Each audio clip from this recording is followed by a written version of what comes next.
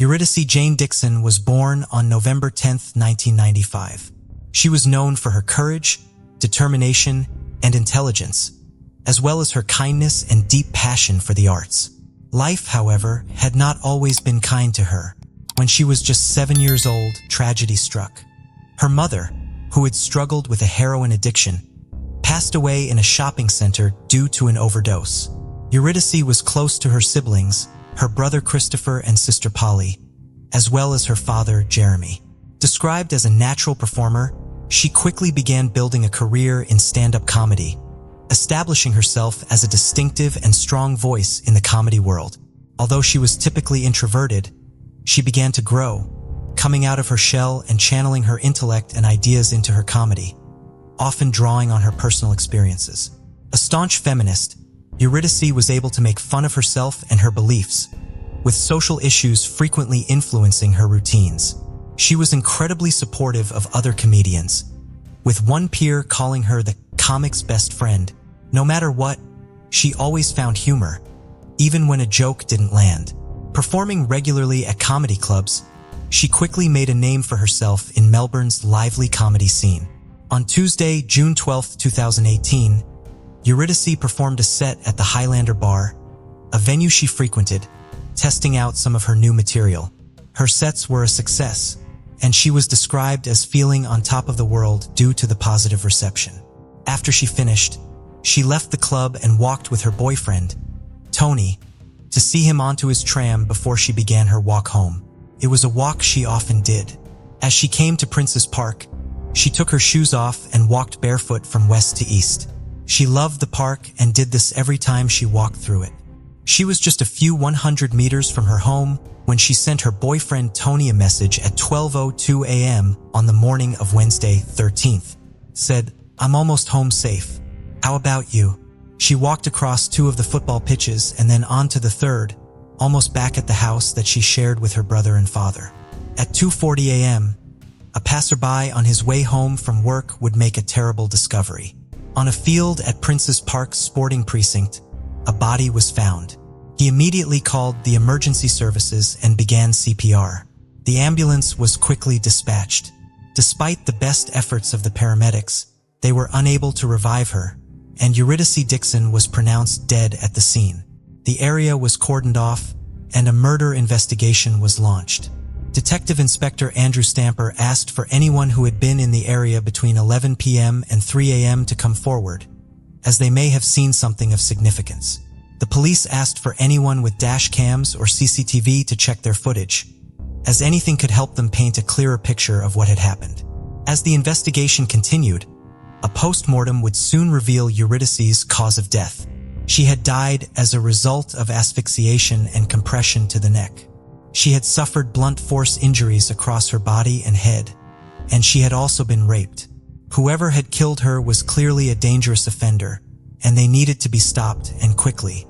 The advice that was given was that people need to be aware of their own personal security. The warnings from police were met with criticism, with many arguing it placed the onus on victims. The Victorian Premier, Daniel Andrews, also criticized the police's response, arguing that she was keeping an eye on her surroundings, looking out for herself, being responsible, doing everything we expect. The Victoria Chief Commissioner, Graham Ashton, would later apologize, saying they had not intended it to come across as victim-blaming. When scouring the CCTV that showed her walking home, they soon noticed someone that stood out. A young man was on the footage, and he had been following her. Knowing that this was their strongest lead yet, they knew they needed to talk to him. So they released the still image of him to the media in the hope that someone would recognize him or he would come forward. And on Wednesday evening, that young man walked into a police station in Broadmeadows, James Todd. James Todd was 19 years old. The police wanted to know why he appeared to be following Eurydice on the footage. He told the police he had initially followed her as she was drunk. "Look at this drunk idiot. Might as well see if she does anything funny," he said. But this was not true. An autopsy revealed there were no drugs or alcohol in Eurydice's system. James said the night was a blur. He had a series of scratches on his face and said they had been most likely caused by his cat. But the police were doubtful.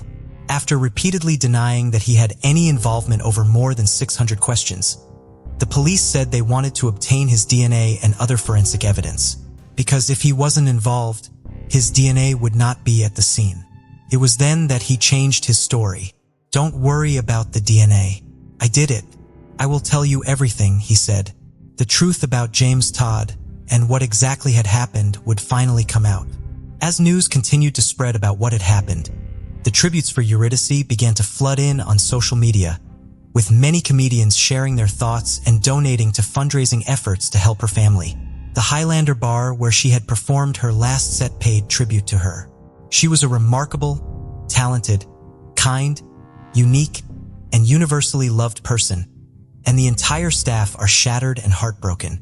There were thousands of vigils held across the country, with people from all walks of life coming out to voice their anger and pay tribute to her.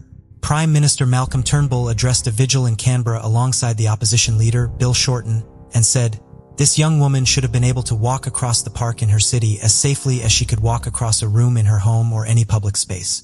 Bill Shorten added, "The vigil to me is a commitment to every other Australian woman that you ought to be safe, and nothing less than that is acceptable." Nearly 10,000 people went to the Melbourne Park for a vigil before the lights of the park were dimmed at 6 p.m, and the space was lit by candles. Some of those in attendance had attended the protests and vigils following the murder of Jill Marr, who was killed by a stranger as she walked home in 2012 in a case we've previously covered. Premier Daniel Andrews called Eurydice's murder a terrible, terrible tragedy, and such a waste, such a senseless, thoughtless, evil act, when he attended the vigil with his wife Catherine. A choir sang Leonard Cohen's Hallelujah as the gathering came to an end. As morning broke on Monday, shocked locals would find that Eurydice's memorial had been vandalized with lewd imagery, and people were left outraged that a memorial could be defaced in such a vile manner. Victoria Police Chief Commissioner Graham Ashton said it was terrible and shocking, and they would bring whoever was responsible to justice. As the outrage over her death continued to grow, several buildings across the country, including Melbourne's Town Hall, were lit with orange lights, the same color used by the United Nations to represent the aim of ending violence towards women and girls. The Prime Minister Malcolm Turnbull also spoke about Eurydice's murder in Parliament as James Todd sat in Broadmeadows Police Station. What he had done that day, and the horrifying nature of Eurydice's last moments, were finally brought to light. On the day of Eurydice's murder, he had finished his classes in hospitality at around 3 o'clock in the afternoon, and then got on a train to go into the city with 3 others from his college course. He later tried to purchase alcohol at Liquorland, but as he didn't have his ID on him, he was not allowed to buy anything.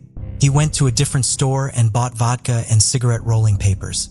He then went to Backman Park with his friends where they drank, before one of his friends decided to call it a day and go home. After finishing the vodka, James went and purchased cider and then some marijuana from men in the park. At 8:30 p.m., they went to the Southern Cross station and Todd purchased whiskey. They then boarded a train going towards Broadmeadows. One of them got off at Flinders Street and James Todd got off at Newmarket.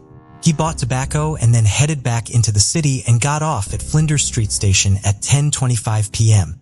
He then walked towards Elizabeth Street. At 10:43 p.m., he had gone past a Woolworths where Eurydice was with Tony. James Todd carried on to McDonald's where he ate. After he walked back to the intersection of Swanston and Flinders, where Eurydice was saying goodbye to Tony as he got onto his tram. James Todd was standing outside the Yonge and Jackson Hotel, and then decided to walk back to the station. It was here that he saw Eurydice walking on her own. He let her go past him at 11 o'clock and 8 seconds p.m. He then began to follow her, being sure to hide from her and stay out of her eye line, hiding behind objects and slowing down when she did. After taking off her shoes and walking across the park, he attacked her. He had gone up behind her and grabbed her by her dress and hair before knocking her over. Eurydice had fought back with everything that she'd had and scratched his face repeatedly, but he overpowered her. After raping her, he said he strangled her for maybe 5 or 10 minutes. As her body lay in the park, he used the front-facing camera on her phone to look at the scratches on his face for 10 minutes. He then went to Royal Park Station where he fell asleep on a bench at 2:14 a.m. At 3:55 a.m., He walked back through Prince's Park, where he defecated on one of the tracks. He then walked over to where he had left her body and was told to leave the area by police on scene. At 5:50 a.m., he had got on a train to go home. And at 6:37 a.m., he was back in his bedroom and using his iPad to make various searches for Prince's Park, and read articles about a woman's body being found there in the early morning hours. He then made internet searches for content relating to rape and strangulation. At 6:34 p.m., he received a phone call from one of his friends, saying he had seen his face on the news. He was the person the police wanted to talk to. He searched the number for the local police station before ringing them to say it was him and the photograph that had been issued. His girlfriend and her mother took him to the station where his mother was there to meet him. He told his girlfriend she had nothing to worry about. After he had confessed what he had done, he told the officers she looked like she was stumbling around. She looked like she was not in a position to defend herself. James Todd was subsequently charged with the rape and murder of Ury Dixon. Using the prison telephone, he called his father.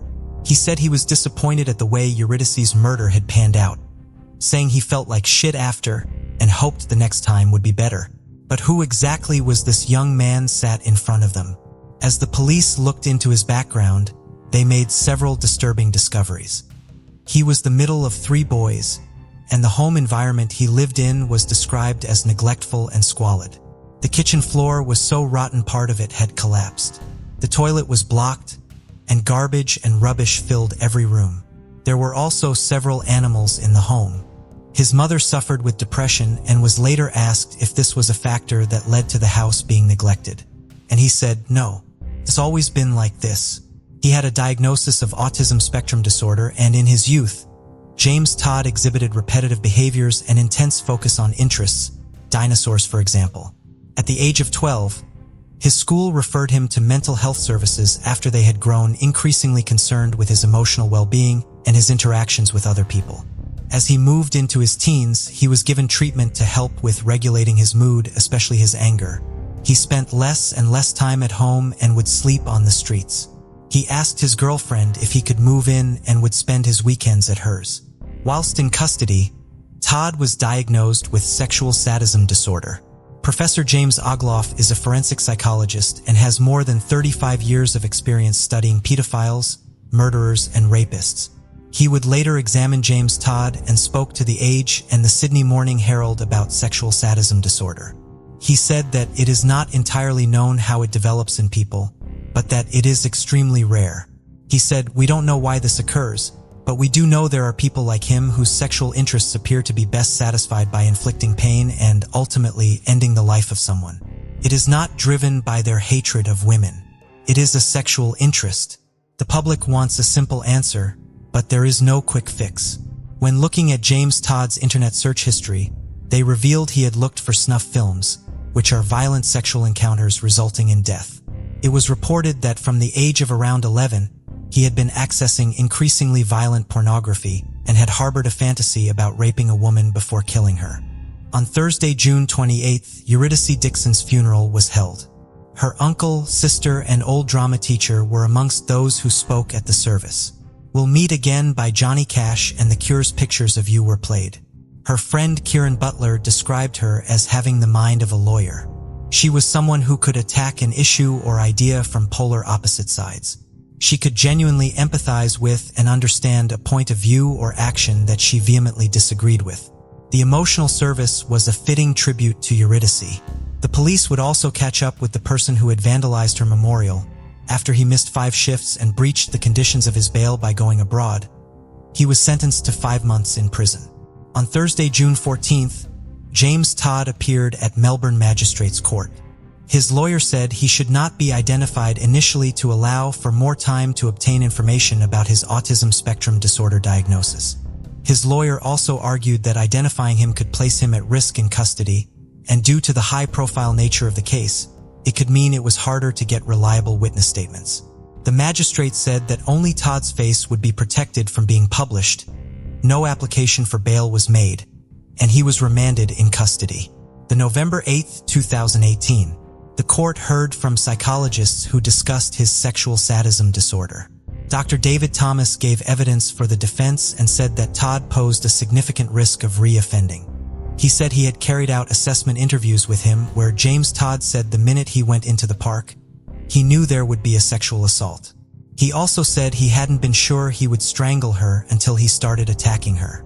The court heard that with a sexual partner he had strangled her during consensual sex, but had stopped when she asked him to. Dr. Thomas said this happened very early on in the relationship. There's no evidence at all that he was at that point consuming the kind of pornography that he consumed in the months leading up to the offense. Senior Crown Prosecutor Dr. Nanette Rogers said this showed he was aware that choking could hurt someone. His defense barrister Tim Marsh said he had not planned on murdering Eurydice until the attack had started.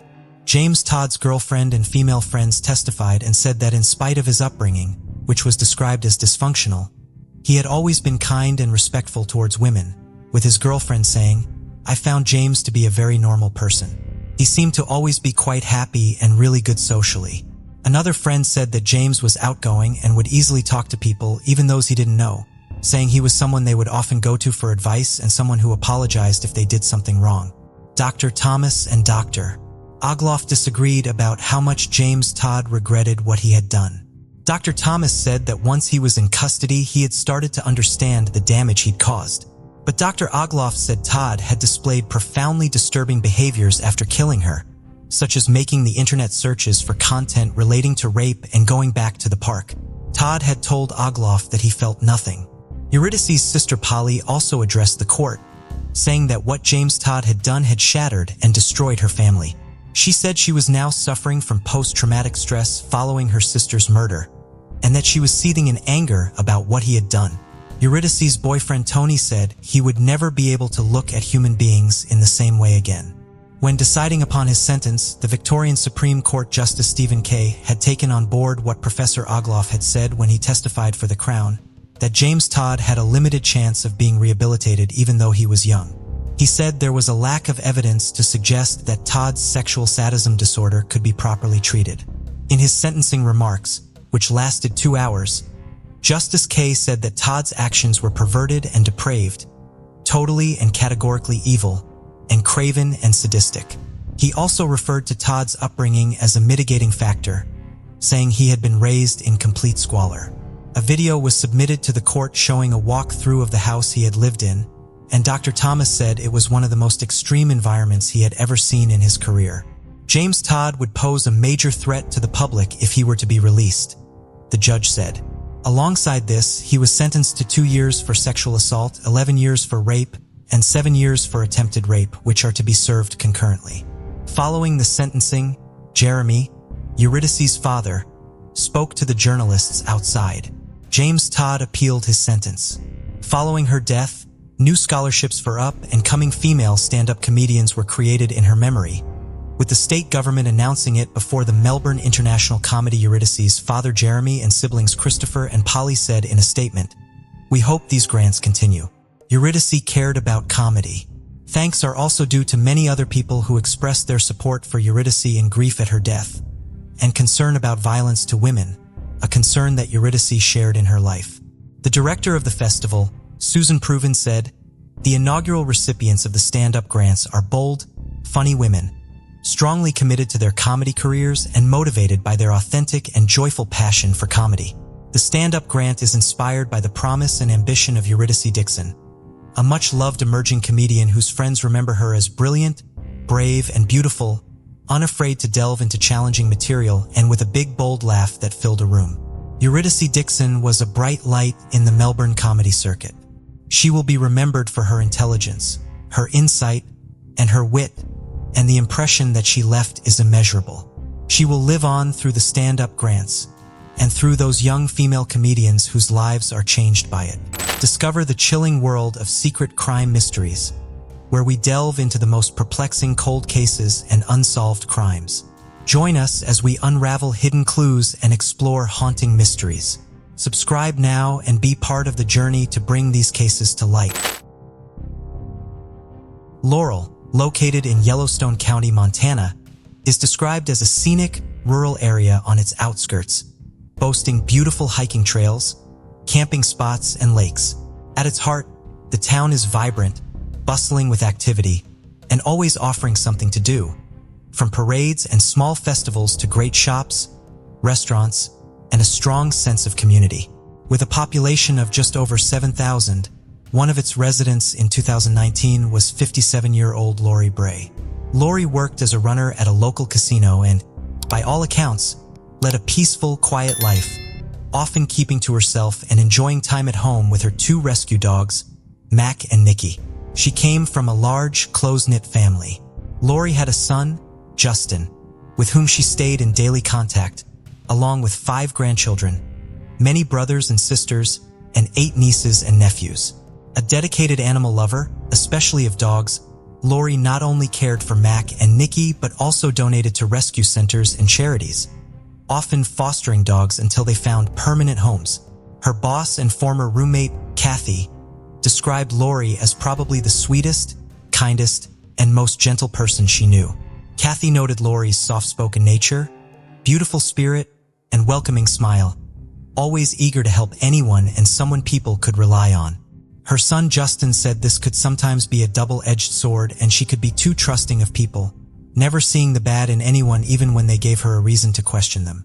September 30th, 2019 was a fairly typical day. Lori had been working the closing shift at the Cedar Ridge Casino, and just before midnight, she clocked off, locked up and left, heading straight back home as she was back in early the next day. Several hours later, October 1st, 8:30 a.m., employees at the casino noticed that Lori was unusually a no-show, but she hadn't phoned in to say why.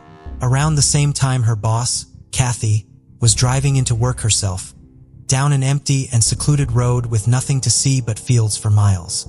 She spotted what she thought looked like Lori's car. It was parked at an odd angle on an intersection, and it didn't look like anyone was inside. Lori didn't even live close to this area, and with no shops or other houses around, it made no sense for her or her car to be there. Kathy pulled over but kept her distance, and didn't get much closer to the car, instead deciding to call Justin. She asked him to go to his mother's house, wondering if she was just panicking unnecessarily. But little did she know, independently from her call, Justin also thought something felt odd about that morning. He hadn't received his usual morning call from his mother, which was strange. Justin headed to her house, ringing her phone as he did so, but the silence was deafening. When he got there, he noticed her car was not parked outside, making the knot in his stomach tighten further. He let himself in and was alarmed to find her 2 dogs, Mac and Nikki, unattended with no signs of being fed, which he knew his mother would never let happen. A look around her house turned up nothing. Her bed was neatly made. There was no indication that breakfast had been eaten that morning, and everything just felt eerily quiet. Whereas it was possible Lori had made the bed and washed everything up before leaving, it felt more like she hadn't actually made it home from the previous night. He called Kathy back, and they both agreed to go and check out the car together. Justin confirmed right away that it was his mother's 2003 Chrysler sedan.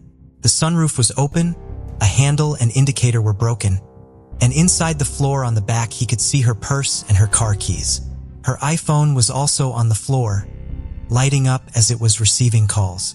Although Justin wanted to open the car and start properly looking, he knew in his gut that this was a job for the police and no one else. They called 911.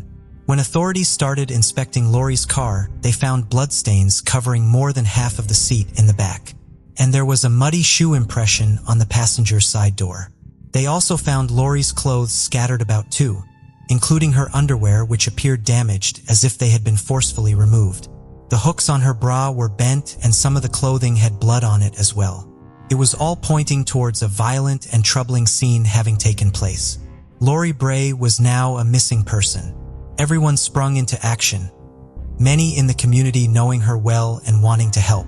Friends started posting on social media, with one person typing, "She would never leave her dogs. They are her world. Someone has to know something. No lead is too small. And I ask that everyone please pray that she is found safe." People started organizing their own search parties as well, and everyone was out and looking for Lori. It was instantly a case that captured the media as well as the public, as it was just so unusual for something like this to happen in this area. The place where her car had been found was grassy, muddy, and the field seemed to go on forever.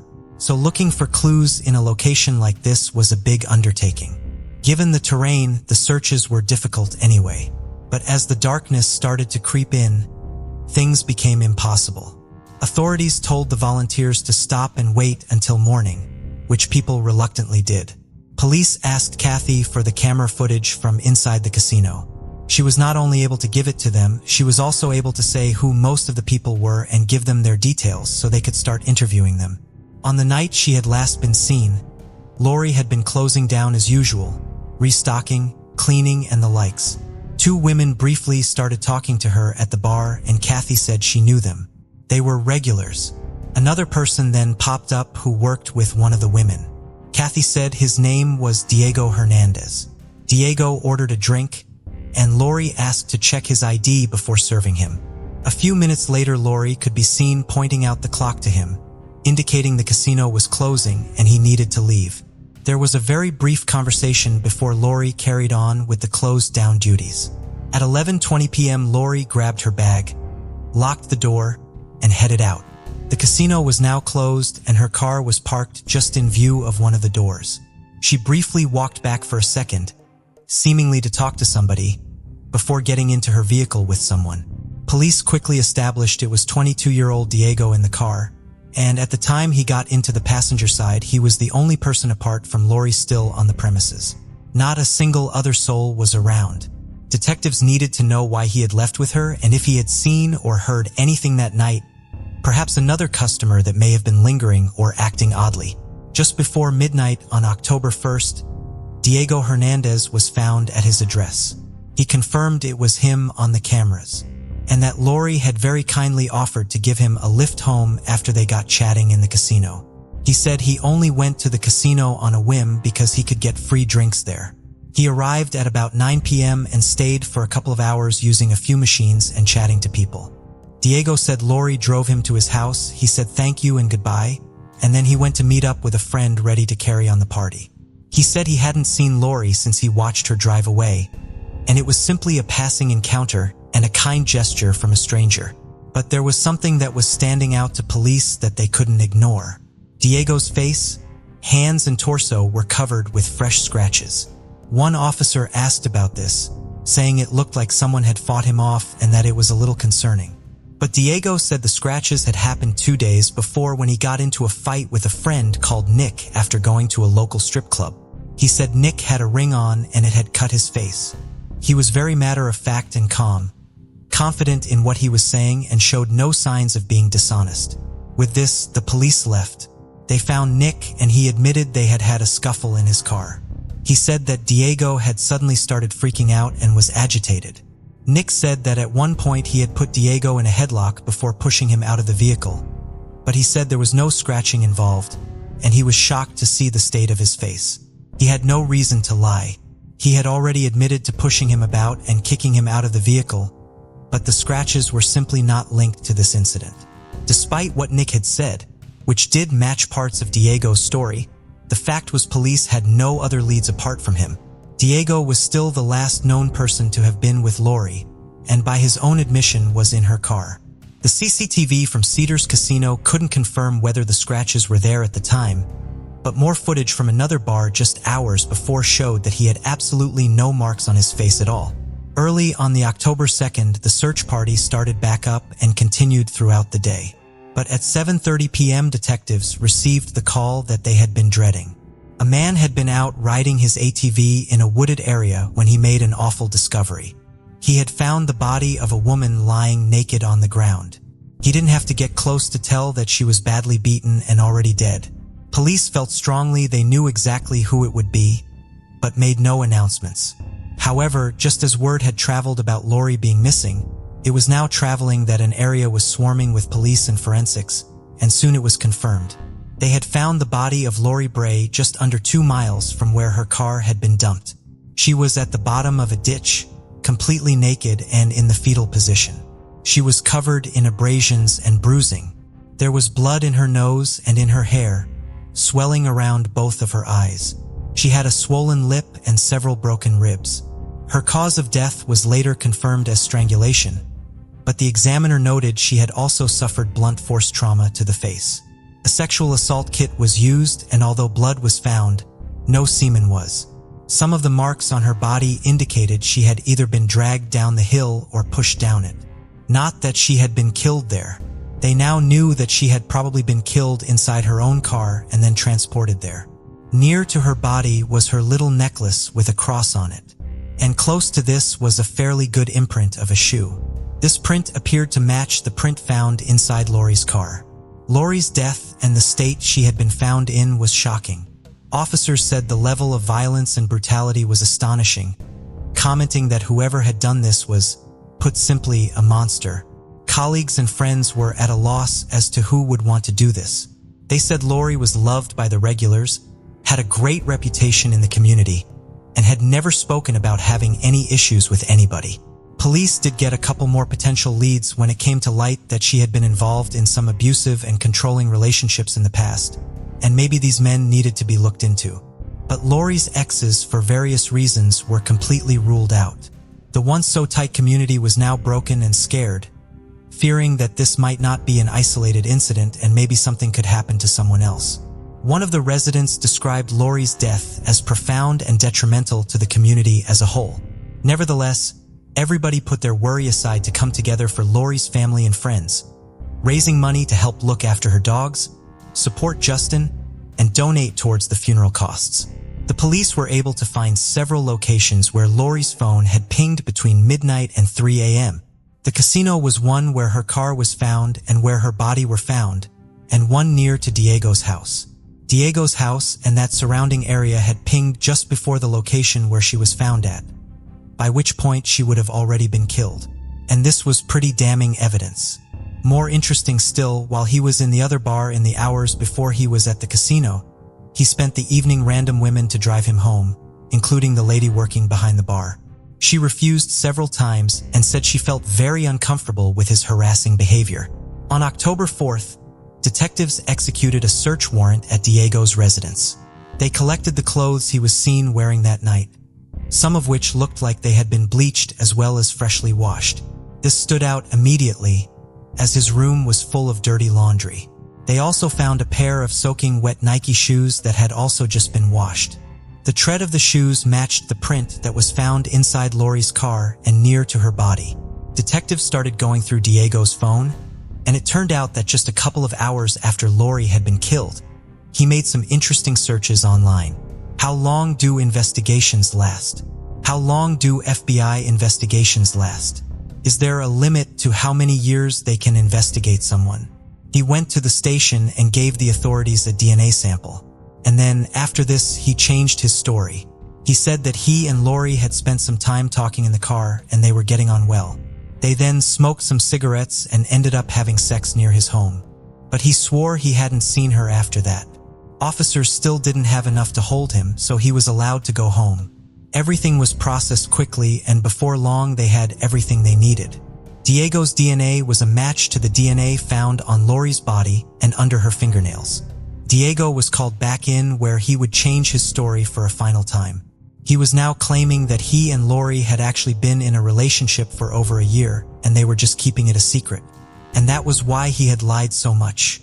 She always wanted to keep it quiet, but at the same time, I don't know how to explain it, but every time that me and her had a relationship under profile, she always told me, she said to keep it quiet. Like nobody needs to know about this, he said. But detectives went back over a year on both of their phones, and there was no evidence to suggest they had ever even talked before. This was corroborated by the casino cameras that showed Lori asking for his ID and only talking to him to tell him they were closing. Their phones had never made contact or been in the same locations until that night. On October 8th, just a week after Lori Bray was reported missing, Diego Hernandez was placed under arrest in connection with her death. 2 days later, he was charged with deliberate homicide. This came as such a shock to everybody in the area. Diego was well known and well liked.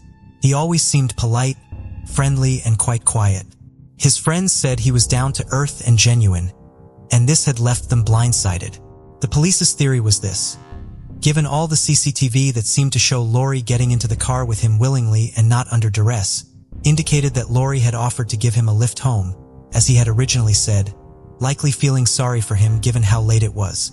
Once near his house, Diego had attempted to initiate something sexual and Lori refused. A struggle then broke out and he viciously attacked, sexually assaulted, and eventually strangled her. And the reason he was leading with the claim the pair had had consensual sex was because he knew the second his DNA was taken, they would make the link, so decided to change the narrative. Diego would never say what happened, and what if any conversations took place, but he denied ever harming her. As word started to spread that an arrest had been made, a vigil for Lori was held in her favorite park to walk her dogs.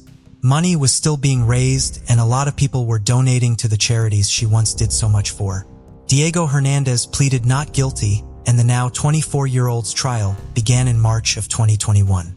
He was maintaining his innocence and still claiming the pair were in a secret relationship, something which angered her family and friends, as they said this was simply not true. In opening statements, Diego's defense attorney suggested that Lori's abandoned car may have been disturbed or contaminated before being searched by law enforcement, which meant the evidence in it had to be questioned. And she mentioned that methadone was found in her system, something she did not have a prescription for. They put forward this to suggest if she was using methadone and not telling anyone, she could easily have been hiding a relationship with Diego, a theory the prosecution found ridiculous and nonsensical. The prosecution had a strong case and asked for DNA and forensic experts to testify. They said the DNA found in Lori's car, on her clothes, and under her fingernails had a 1 in 60 octillion chance of matching someone other than Diego. An octillion is 1 followed by 27 zeros. They also confirmed that the trousers found in his home had been bleached just a few hours after Lori had died. They presented the phone data too, which also gave a clear timeline of which Diego was at the center. After several days, both sides rested their cases, and just 2 hours into their deliberations, the jury returned their verdict. Diego Hernandez was found guilty. Before he was sentenced, he asked to take the stand himself. Things then took a sharp turn that nobody was expecting. The man who had been denying anything violent had happened for well over a year sat down and said, "I did it. I killed Lori." The room was stunned. The judge said he had never seen this happen in his 4 decades in a courtroom. That day, Diego Hernandez was sentenced to life in prison with a minimum of 35 years to serve before he could be considered for parole. There is no indication whether or not he has made plans to appeal. Lori Bray's case deeply affected many people, those that knew her well and those that had never met her before. The community felt a collective sense of loss, and one resident said it really changed a lot about the closeness and safeness everybody had always felt. They had all lost a really special person. Kathy said of Lori, "There's nothing she wouldn't do for anybody, even if it caused a hardship on her. She was just a very tender, loving soul. No matter what anybody did, she saw the good in everybody." 17-year-old Mary Jane Reed lived in Oregon, Illinois, with her family in the Sandtown neighborhood, situated to the east of the Rock River. This modest area was often considered the wrong side of town by some. Mary Jane was the 5th of 6 children, with her father, Clifford, working as a machine repairman at the National Silica Company plant. She was 11 years older than her younger brother Warren, to whom she was very devoted. Mary Jane would take Warren to the movies, church, and on long walks, often packing picnic lunches for them to enjoy at a park by the river.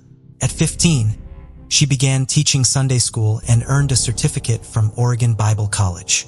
Mary Jane had left Oregon High School during her sophomore year to help care for her ailing mother, Ruth, whose severe rheumatoid arthritis made it difficult for her to manage basic household tasks. To support her family financially, Mary Jane took a job as a switchboard operator for the DeKalb Ogle Telephone Company, using her earnings to buy items for the home. It was through this job that she met 28-year-old Stanley Skridla, a World War II veteran. Stanley, one of 5 children, was born and raised in Rockford, Illinois, located 25 miles northeast of Oregon. After finishing school, he worked as a cabinet maker and machinist before enlisting in the Navy in October 1943. He served in the Pacific aboard the USS Ormsby as a machinist's mate, initially 3rd class and later 2nd class.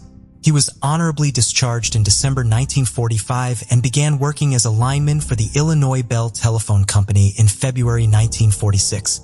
Stanley lived with his widowed mother on Loomis Street in Rockford. Stanley met Mary Jane by speaking to her over the phone during phone calls he made to test phone wires he was working on in the Oregon area. Mary Jane and Stanley made plans to have their first date on June 25, 1948. That day, Mary Jane worked the 6 to 10 p.m. shift at the phone company. Stanley called her to confirm their plans that afternoon, but she was not able to call him back until 8:30. Stanley then drove to Oregon from Rockford to meet Mary Jane when she finished work. Mary Jane and Stanley were seen at 2 or 3 bars around Oregon that night. They were last seen outside a local tavern, speaking with an unknown man and woman around 11:30 that night. Neither Mary Jane nor Stanley arrived home that night. After leaving the final tavern they visited, Mary Jane and Stanley had apparently driven to a lover's lane along Country Line Road on the southern outskirts of town. Early the following morning, a state highway worker was driving down that road on his way to set up some fishing lines.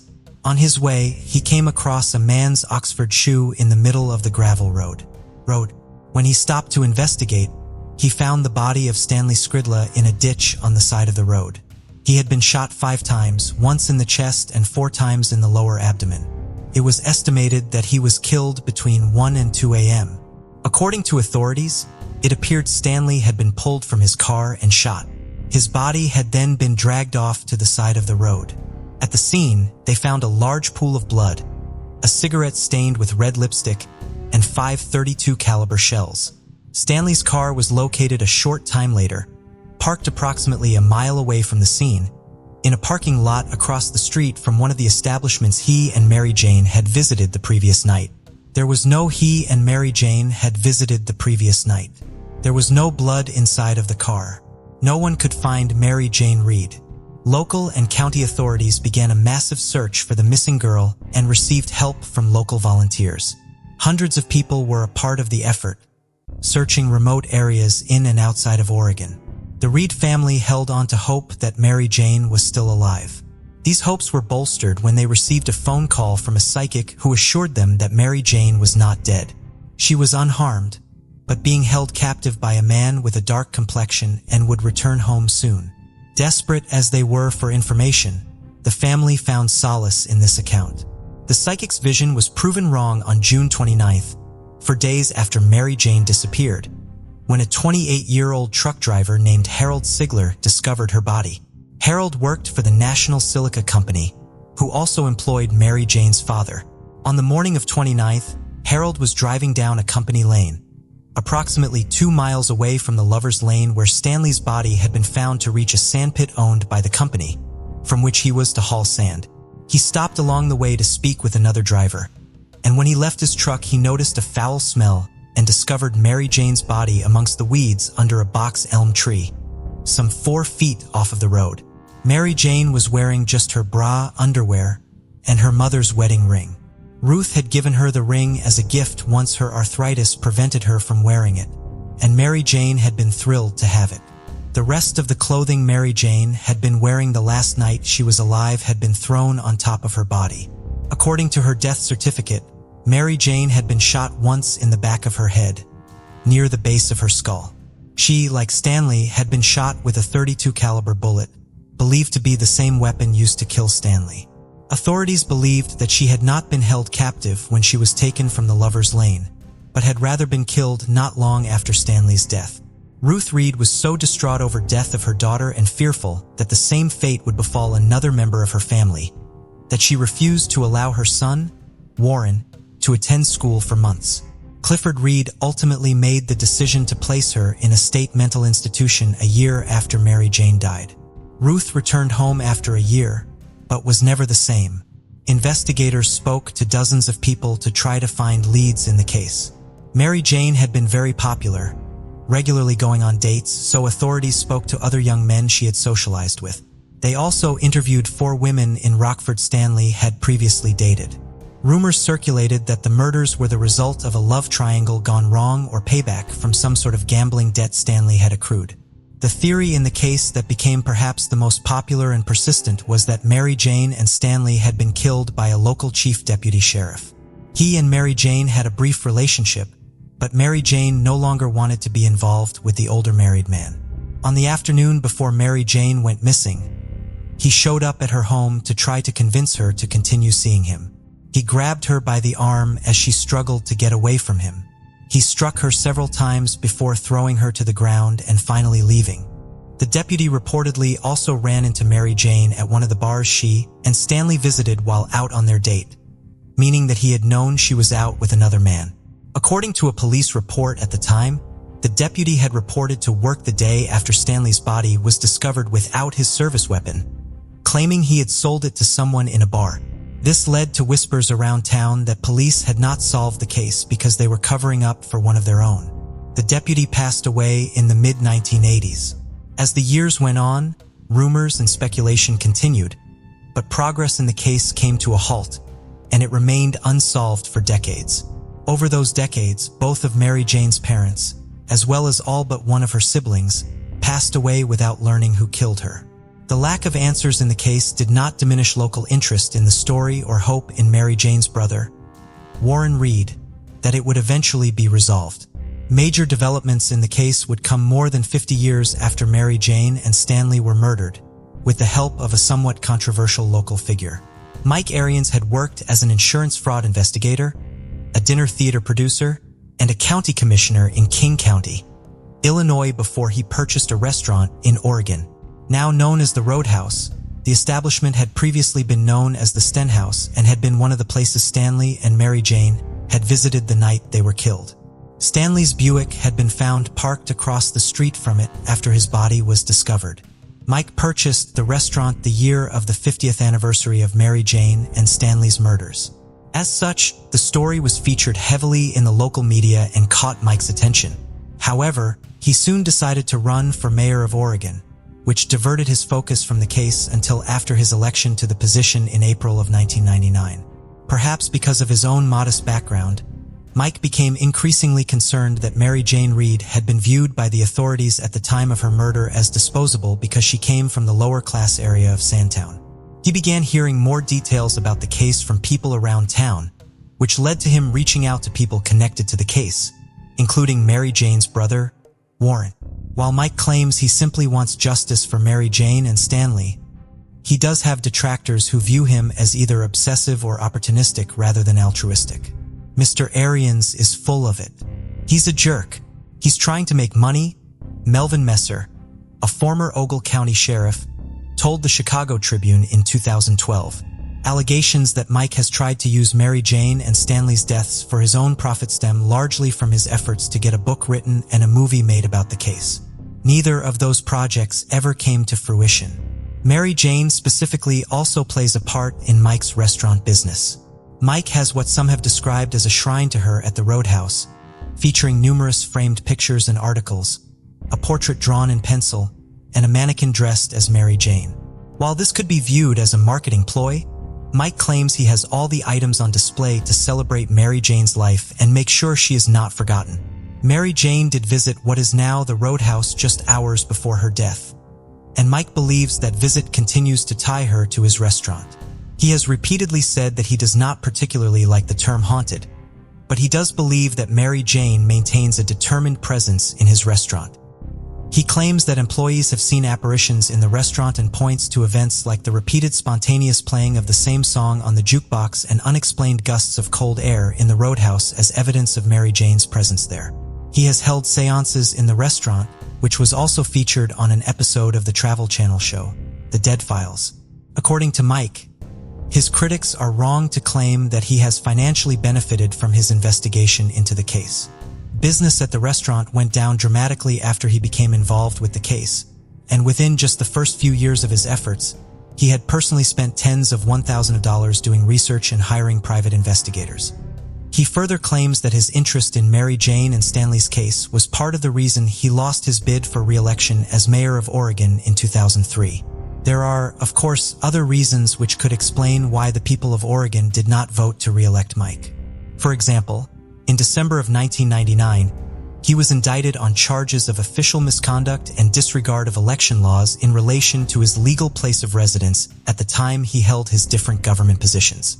In order to be qualified to serve as mayor of Oregon, he had to have been a legal resident of the town, which is in Ogle County, for at least a year prior to his election in April of 1999. However, he had been a county commissioner in Kane County, a position which required him to be a legal resident of that county until the end of 1998. Mike subsequently filed a civil lawsuit against the Kane County State's Attorney, alleging prosecutorial misconduct. Proceedings dragged on for almost 2 years. In October of 2001, Mike ultimately dropped his lawsuit and paid a fine to settle the matter, but the legal case could also be viewed as a potential reason for why Mike was not reelected, rather than his investigation into Mary Jane and Stanley's death. Regardless of the criticisms that have been made of him, Mike did play a major part in the significant developments in the case made decades after Mary Jane and Stanley were killed. In January of 2004, Mike filed court documents requesting that Mary Jane's body be exhumed from her grave in Daysville Cemetery, a process he was willing to pay for himself. Mike hoped that DNA could be found and used to identify a suspect. Furthermore, he argued that there were several problems with the original investigation that could only be resolved by exhuming Mary Jane's remains. No formal autopsy was performed on Mary Jane's body in 1948. Neither her nor Stanley's death certificates had been signed by the coroner, and his name had simply been typewritten onto the line where his signature should have been made. Mike also claimed that his investigation had raised concerns that Mary Jane's skull had not been buried with the rest of her body. A judge signed off on the exhumation in July of 2005, and it took place the following month. On the morning of August 23, 2005, Mary Jane's remains were exhumed and x-rayed at Burchell Community Hospital before being examined by forensic pathologists at the Ogle County Morgue. The 6-hour examination was videotaped and photographed. Several of Mary Jane's fingernails were collected, as were several pubic hairs, and various swabs to check for any evidence of sexual assault. The skull, several vertebrae, and a femur were not sent back to the cemetery, but the rest of the remains, so that further forensic testing and examination could be performed on them. Mary Jane had been buried still wearing her mother's gold wedding ring, which was given to her brother Warren after the examination. Warren felt the process had been handled properly and that the pathologists who had examined the remains had been very respectful. Mary Jane's remains were reinterred in the afternoon of the day of the exhumation with a Bible signed by Warren Reed. His son, his daughter, and Micarians tucked inside the casket with her. While there was a skull buried in Mary Jane's casket, it proved to be one of the most confusing and controversial pieces of evidence in the case. Warren Reed had struggled to obtain the bones that had not been reinterred after the exhumation following their initial review by the Illinois State Police. He wanted other experts to examine the bones, but authorities wanted to cremate them before returning them to him. He eventually received custody of them, and Mike Arians had the skull and vertebrae examined by forensic experts. Those experts determined that the skull found in Mary Jane's casket was not Mary Jane's. This realization was made by examining the C1 and C2 vertebrae, the cervical vertebrae closest to the skull. The C1 vertebrae belonged with the skull, and the C2 vertebrae belonged with the vertebra below it, but the C1 and C2 vertebrae did not fit together as they should have, instead forming what the experts described as an impossible articulation. The experts determined the skull and C1 vertebra came from a girl around the same age Mary Jane had been at the time of her death, but the bones they had been given to examine came from 2 different individuals. Furthermore, the skull did show signs that the person it belonged to had been shot in the head. However, the bullet hole showed that the owner of the skull had been shot in the face to the left of her nose. Mary Jane's death certificate indicates that she had been shot in the back of her head, near the base of her skull. In late 2005, following the exhumation, the Ogle County Sheriff's Office opened a new investigation into Mary Jane and Stanley's case. Based on the results of that investigation, the Sheriff's Office announced that they had come to the conclusion that a man from Waterloo, Iowa had killed Stanley during a botched robbery while his brother, a resident of Oregon, looked on. They took Mary Jane with them, ultimately deciding to kill her to eliminate her as a witness. Both of the brothers had since passed away. The sheriff's office could not formally close the case or conclusively tie the brothers to the crime. However, and only classified them as persons of interest in the case. The report also specifically stated that the investigation had found no evidence supporting the popular local theory that the deputy sheriff had been involved in the murders. Ogle County Sheriff's Captain, Rich Wilkinson, did note in his report that his investigation indicated that social and political considerations may have influenced the original investigation, and that important evidence went undocumented or unshared with the proper agencies. This investigation, in my opinion, was corrupt and mishandled from the start, and nothing I am aware of can possibly change those facts, he wrote. Examining Mary Jane's remains raised more questions than it answered, but Mike Arians did eventually contact Stanley's remaining family members to secure their support for him petitioning the court to allow for the exhumation of Stanley's remains as well. The request for the exhumation was ultimately granted, and it occurred on May 28, 2015 at Calvary Catholic Cemetery in Winnebago, Illinois. Stanley's remains were X-rayed and examined. 232 caliber bullets were located and submitted to the Illinois State Crime Lab for analysis. 7 months later, the sheriff's office released a statement about the lab's findings. Only one of the bullets had been in good enough condition to be used for comparison, and it had been compared to a .32 caliber handgun that had been identified during the course of the investigation. The gun had not fired the bullet. The statement concluded by stating that the sheriff's office believed that everyone involved in Mary Jane and Stanley's murders had since passed away. While disinterring Stanley did not provide evidence that solved the case, it did ultimately have a positive result. Stanley's wooden casket had been found submerged in a foot of water inside of his burial vault and was in poor shape. When his remains were reinterred on the afternoon of 28th, they were in a new casket. A Catholic priest presided over a graveside service, and an honor guard from the local VFW chapter fired a salute. These signs of respect for Stanley and his memory were all appreciated by his nephew. Following Stanley's exhumation and the subsequent testing, Mike Arians took a step back from actively investigating the case, having spent countless hours and more than $100,000 on the case. "I've done all that I can do," he told Ted Gregory of the Chicago Tribune. "Hopefully my efforts over the past 17 years haven't been in vain, and that enough of the dots that I've created can be connected that law enforcement can color in the picture. That would be a perfect world for me." Light continued speaking with Ted Gregory for his 2017 book on the case, and maintains a website dedicated to it. While recent efforts to use modern technology to solve the decades-old mystery of who killed Mary Jane Reed and Stanley Skridla have so far not been successful in that objective, they have ensured that Mary Jane and Stanley's memories live on more than 70 years after their deaths. Just 10 minutes from Capel Lafern lies a cliff, where 30-year-old Michael Kerr lived with his family. Michael's life had not always been easy. When he was born, the delivery was very quick, and doctors described him as a severely ill baby, giving him only a 30% chance of surviving the night. Yet, against all odds, he pulled through. Doctors told his parents, Patricia and Jim, that Michael would likely never be able to walk. However, on his 3rd birthday, Michael stood up and ran across the room. Doctors also said he would never be able to ride a bike, so Patricia bought him one. Before long, Michael was riding his bike regularly, proving once again that he could defy expectations. He attended harbor school in Dover.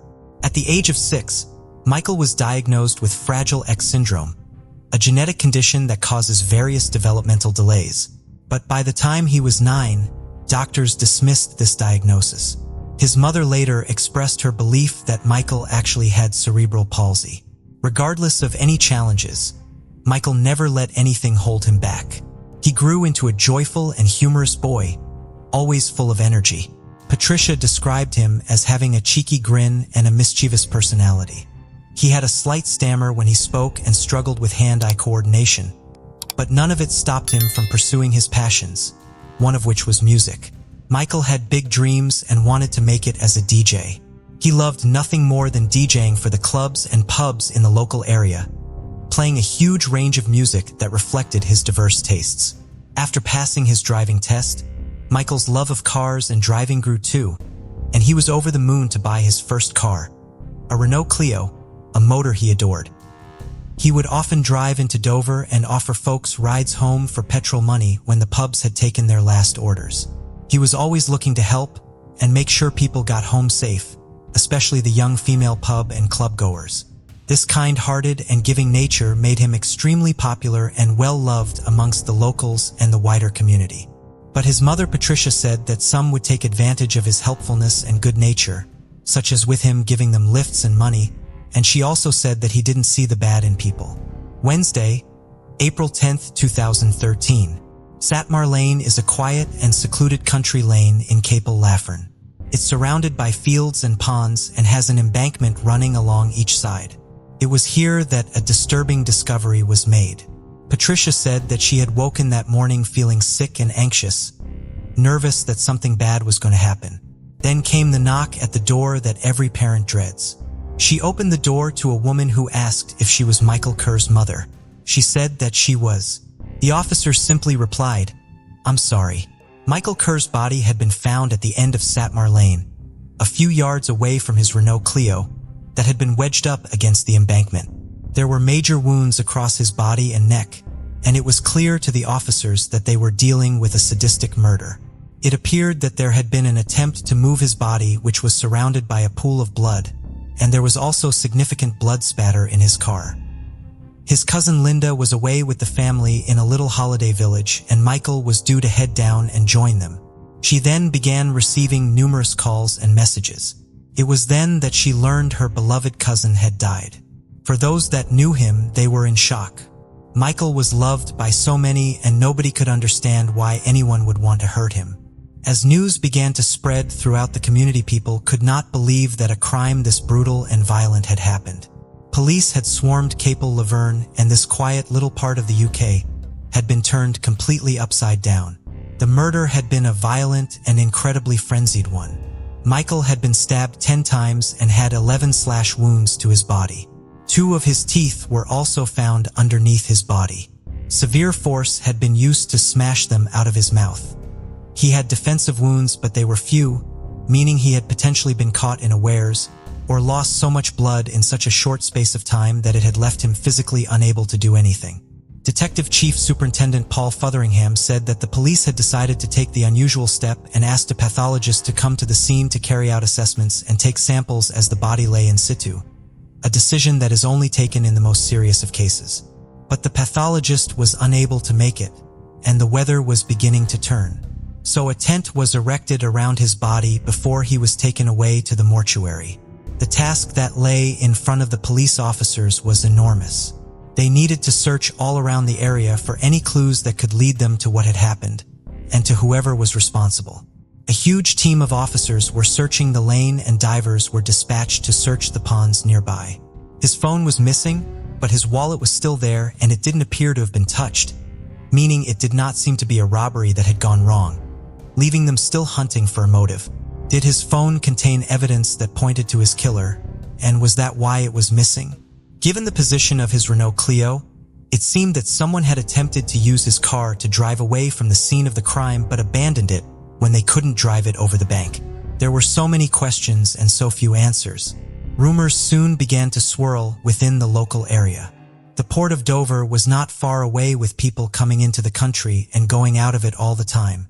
Had this been an opportunistic killing by someone who wasn't even in the area anymore? Had he been ambushed? Had it been planned? The police needed to speak to people, including those that knew him best, so they could work out which theories to rule in and which to rule out. During their door-to-door inquiries, someone living in a house roughly 100 meters away from where his body had been found said that they had heard what appeared to be shouting and screams on the night he was killed, but said that it sounded more like people were having fun than someone in distress. As the search of the lane continued, they finally got their first big lead. Michael's phone that had been missing was found, smashed, seemingly stamped on, before being kicked into the hedge at the side of the road. It was quickly sent off to see if any clues could be gathered from it. They also needed to find the murder weapon. Whilst nothing was found in the search of the ponds or along the sides of the road, a search of the drains on the main road that Satmar Lane led off would be a different story. 2 knives were found thrown down one of the drains. Did more than one weapon mean there was more than one killer? Several days after Michael's death, a memorial was held for him, with people turning out in droves to pay their respects. One of Michael's friends said it looked like all of Dover had turned up. Patricia was incredibly touched that so many had come together to honor her son and his memory. It was clear that he had meant so much to so many people, and it highlighted just how loved and respected he was by those in his community. As the investigation into Michael Kerr's murder continued, there would be another huge breakthrough. Someone had called the police and asked that officers be sent to Clarendon Street in Dover as their friends had just confided in them with a shocking story. 5 people were arrested on suspicion of murder. They were all young adults in their 20s who lived together on Clarendon Street. All of them were taken to the station to be questioned and interviewed. 3 of them, men aged 20, 22, and 27, would later be released without charge. The remaining 2 were not. 22-year-old Alicia Davies and 21-year-old Charlotte Colson were kept in custody. Alicia Davies had been an air cadet and was originally from Aylsham. She had met Charlotte Colson in the busy nightlife of Dover. The pair had moved in together 6 months before and lived on Clarendon Street. They were described as being well known within the local area and had reputations for drinking heavily. Charlotte explained to the interviewing officers that she had known Michael for roughly a year and that he had given her lifts home and also ferried her to the supermarket. Alicia had been introduced to him just a few weeks before his death. Michael's cousin Linda said she had seen them in his car and had also witnessed him going into a shop to purchase alcohol for them. During their interviews, they said that they had both met with him twice on the day he had been killed. They said that at around 8 in the evening, he had picked up Alicia and driven her to Satmar Lane, where they stayed for a while before he purchased alcohol and drove her back to Clarendon Street. They said that they had stayed home and drank, and Michael had then come back at around midnight. They said he had picked them both up with Elisha in the passenger seat and Charlotte sat in the back, and he had driven once again to Satmar Lane. Alicia then made a startling accusation. She said that Michael had raped and attacked her. She said in a bid to protect herself, she had put her hands down the side of the car seat, where she found a knife and proceeded to stab him in self-defense.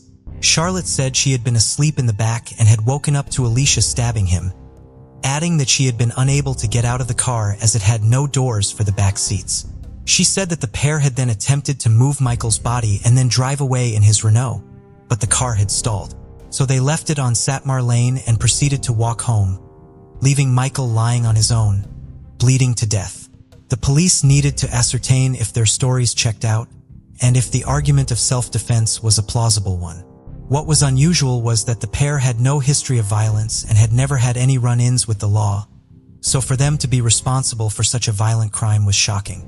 The officers spoke to locals to try and gather CCTV footage, and Michael's car was caught driving past in the early morning hours, and mobile phone data analysis also confirmed this timeline. Mobile phone data also showed something that caught the eye of the police. Text messages had been sent between Alyssa and Charlotte as the car had arrived in the village. The messages had been deleted. Charlotte said, "Start now." Alicia replied saying, "You're gonna have to do it first." Charlotte's last message read, "Shut up and hurry. Let's party." These messages were sent within 3 minutes of his Renault being caught on CCTV. This revelation blew huge holes in what Charlotte had said, that she had been asleep in the back and had no idea what was going on when she woke up. The knives that had been found also raised more questions with their story. When the house on Clarendon Street had been searched, there were 2 knife sets there. Both knives found in the drain were missing from said sets. The argument that the knife had been found down the side of the car seat and that she had killed him to stop him attacking her made no sense. It showed that the knives had been taken from the house they had lived in, and this coupled with the text messages showed that this had been a pre-planned and thought-out attack. The evidence against them continued to mount. A fire had been set in the back garden of the house on Clarendon Street and items of clothing had been burned, including Charlotte's favorite gray hoodie that had blood on it. When the other residents of the house came home, they said they had been putting clothes into the washing machine which matched the clothes they had been wearing before the attempt to set them on fire was made. With all of the evidence stacking up against them, 22-year-old Alicia Davis and 21-year-old Charlotte Colson were charged with the murder of Michael Kerr. Charlotte entered a plea of not guilty. Alicia didn't appear in court due to illness but would also plead not guilty, and they were remanded in custody to await trial where they would be tried together. Due to the severity and seriousness of the case, it was sent to the Old Bailey Courthouse in London for trial in December 2013. Judge Paul Worsley would preside. Before the judge and jury came into the courtroom, the pair would sit and laugh, seemingly unbothered by the seriousness of the situation. But when in the presence of both judge and jury, they would then sit with their heads down and not look up. They continued their story of self-defense. His cousin Linda said the accusation they had made showed how evil they were. This was a crime they had planned and had then attempted to besmirch Michael's name to cover it up. The prosecution needed to knock holes in their defense, and Alicia's version of events needed to be shown to be false. The police and prosecution had Michael's beloved Renault Clio driven to the Old Bailey, where it was parked in the rear yard. The judge and jury were then invited to look at it. The car itself was very small, showing that her allegation of him undressing himself and taking her clothes off too before attacking her in such a tiny space made no sense. Prosecutor Sarah Woodhouse said there was never any rape, but they put their heads together and concocted a vicious story about Michael Kerr in order to exonerate themselves. Text messages from Charlotte's phone showed that she had messaged Michael's phone after he had been murdered, asking why they hadn't heard from him and why he had failed to pick them up when he said he would. Something Detective Chief Superintendent Paul Fotheringham said was a clear and deliberate attempt to both cover their tracks and misguide the police, allowing them to say that they hadn't seen him. Alicia had also messaged him saying, "I feel so sick. I love you." Charlotte's last message to him was sent to his phone at 5:47 a.m., and she told him she was unable to fall asleep. But Charlotte continued to maintain that she hadn't been involved. The two knives that were found would bring her defense into serious doubt. The injuries were all across his body, suggesting it had not been the work of one person. The judge agreed that Charlotte had been involved, and that she had been the one to cause the injuries to his neck, by grabbing his hair and chin from behind and cutting his throat several times. The knife wound that Alicia admitted to making showed that she had actually repositioned the knife after stabbing him to ensure that the stab wound would pierce his heart. Michael would not have stood a chance against them. Alicia's defense lawyer, Paul Bogan, said that she was currently being treated into psychiatric care, and that she had suffered abuse at the hands of her father as a child. He did say, however, that she had committed a sustained, unrelenting, and particularly violent attack. Michael's heartbroken parents, Jim and Patricia, sat and quietly wiped away tears as the horrible details of what had happened to their son were laid bare. More would also come out about why they had met with him. He'd been texting them frequently on the April 9th and had been in regular contact with them in the hours before he died. Alicia would say she had actually had sex with Michael for money, and that Charlotte had been the one to organize it, as they needed 20 pounds for alcohol. Charlotte had sent Michael a message saying that Alicia would have sex with him if he paid her. The possible motive for why they had killed him began to emerge. Knowing that she had slept with him for money, with Michael being more vulnerable, it could have led him to believe he had a girlfriend and was in a relationship with Alicia.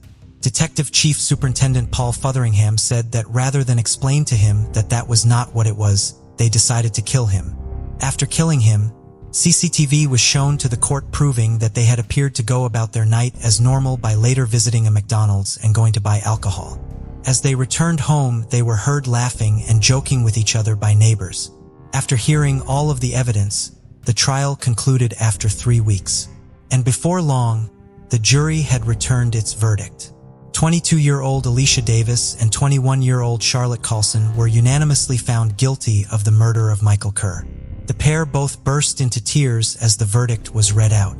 Charlotte Carlson was sentenced to life in prison with a minimum term of 20 years. Alicia Davis received a sentence of life in prison with a minimum term of 25 years.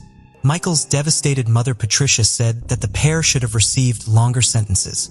She said, "So many people have said an eye for an eye. I don't want that. No, I don't want them to die. Because in my head, every night when those lights are out, they see and they hear and they are haunted by what they did to my boy, and it torments them." Judge Worsley told the pair, "You both sat upon him. He was an easy victim. He inflicted no injuries on either of you and had defense wounds from trying to protect himself from the repeated slashing and stabbing. Rather than remorse or shock, you have felt some perverse pleasure in watching him die and were heard laughing as you traveled home along the road. Neither of you have shown any remorse. Your only desire is to save your own skins. He added he totally rejected the claim of rape and said that they had lied continuously to the police. His family said in a statement, Michael was the innocent victim of a ruthless and brutal, unprovoked attack which has resulted in him being taken from his family and friends. The pain we have experienced and are still suffering from cannot be expressed in words. Today's verdict, whilst not bringing him back, has provided us with some comfort, knowing that those responsible for his death will serve a number of years in prison. However, no sentence can ever come close to the pain that Michael has endured. Michael Kerr was a loving, kind and gentle man who was always looking to help people in need, people he didn't even know. He had gone through so much but always looked on the bright side of life and brought joy to those around him. His death left a void that will never be filled for so many people, but they will forever carry with them the memories he created and the love that he gave. Catherine Janaro grew up in a loving home in the North York area of Toronto as the only child of Dinora and Fernando Janaro, who had immigrated to Canada from Portugal. She was a happy, intelligent, and active child, excelling in school as a straight-A student. She won spelling bees, participated in track and field, and performed in talent shows. However, things began to change for Catherine when she was 16 and ran away from home with a boyfriend. The couple moved to Barrie, Ontario, just over an hour away from Catherine's family home. A little over a year later, Catherine gave birth to their daughter, Dawn. In the summer of 1993, when Dawn was 1, Catherine and her boyfriend separated. After the split, Catherine and Dawn settled into a basement apartment on Dunlop Street West in Barrie. Despite her parents' offer for her to move back home, Catherine declined, saying she preferred to stay in Barrie to remain close to her friends. Those friends may not have been worth staying in town for. According to Catherine's cousin, Rex Marrow, she had fallen in with the wrong crowd following her separation from her boyfriend. While Catherine would always help others who were going through a difficult time, she could not help herself. Catherine was very active in Barrie's bar scene and was out drinking on Sunday, October 9, 1994, staying out until the early morning hours of October 10th, which was Thanksgiving in Canada that year. She went out to bars in downtown Barrie before inviting several of the people she had met at the bars back to her apartment.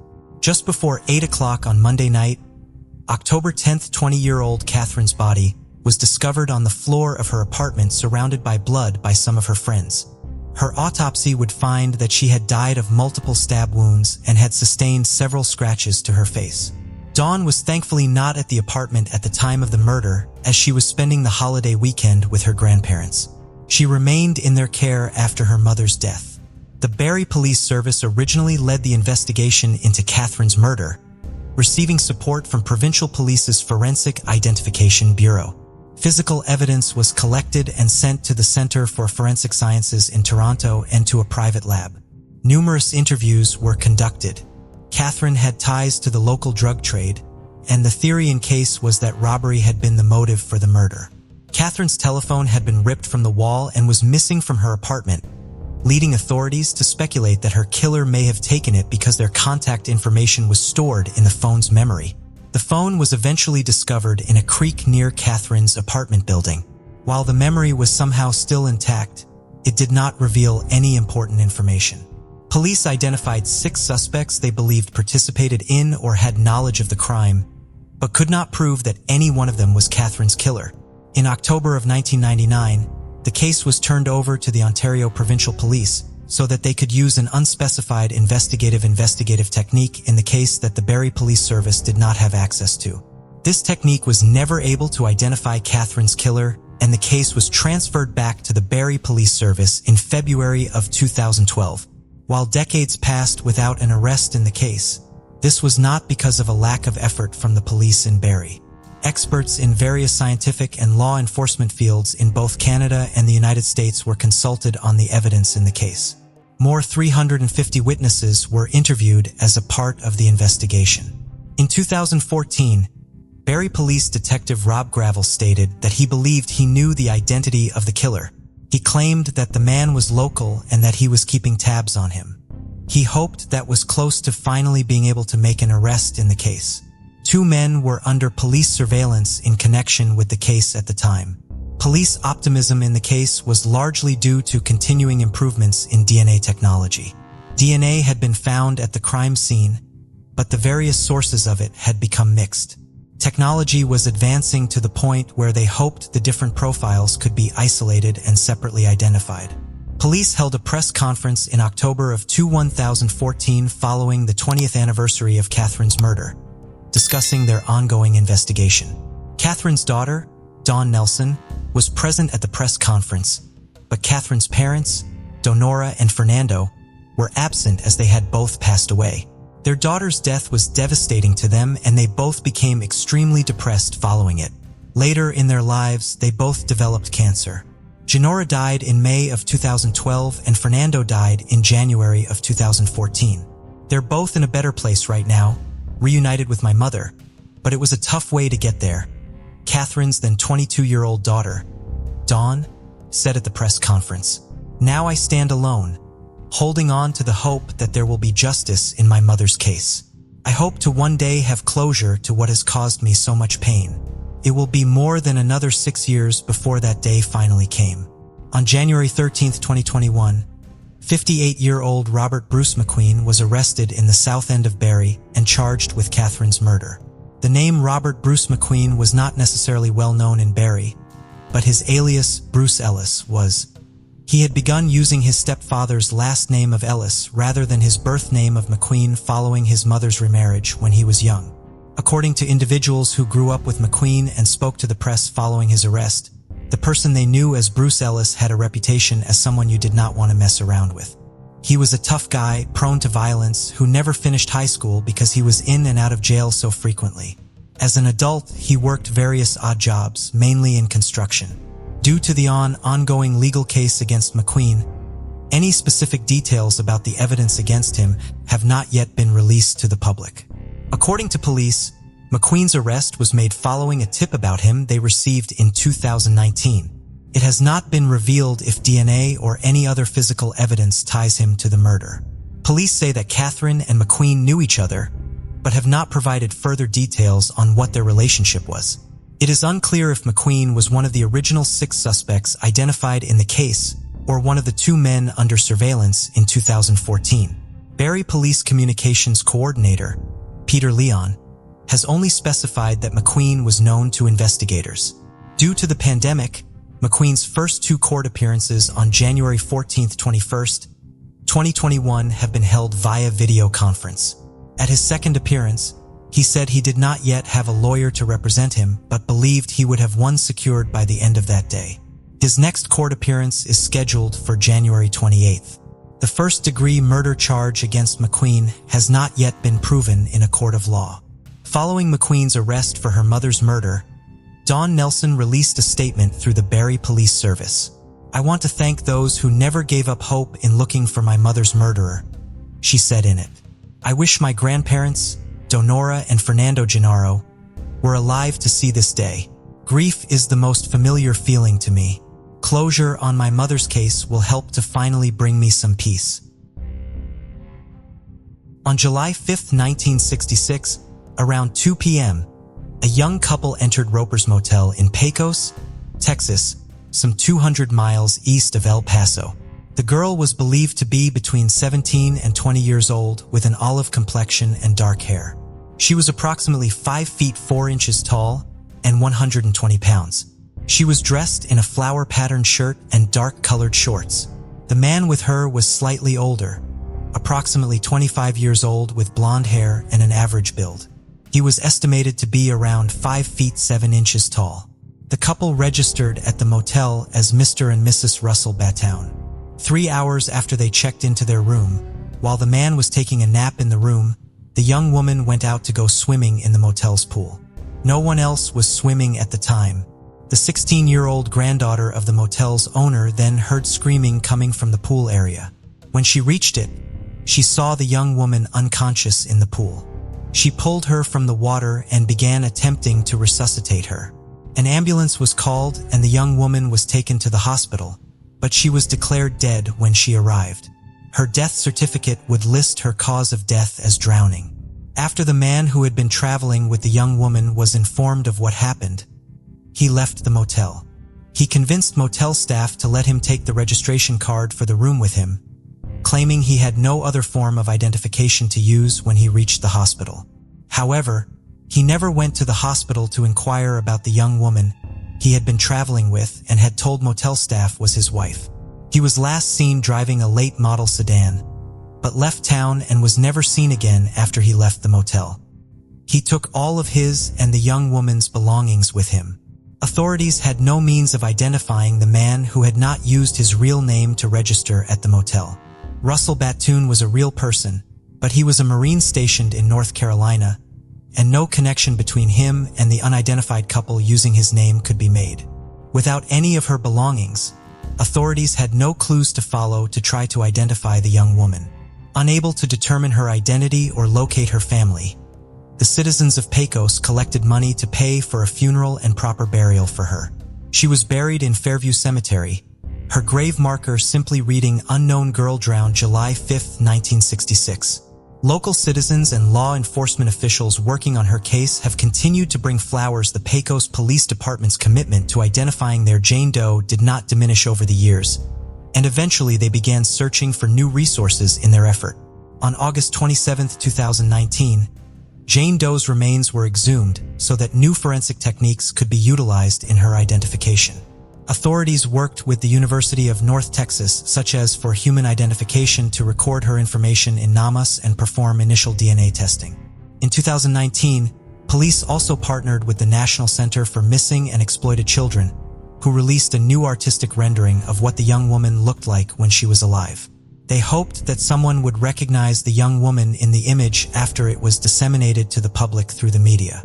The image was created using Polaroids of the young woman's body that had been found in the archives of the funeral home that had handled her funeral. In August of 2020, the young woman's remains were taken to Othram, a private DNA lab in the Woodlands, Texas.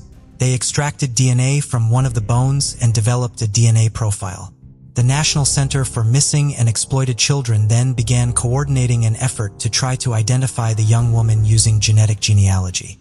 Innovative Forensic, a genetic genealogy firm based in Virginia, donated their service to the investigation.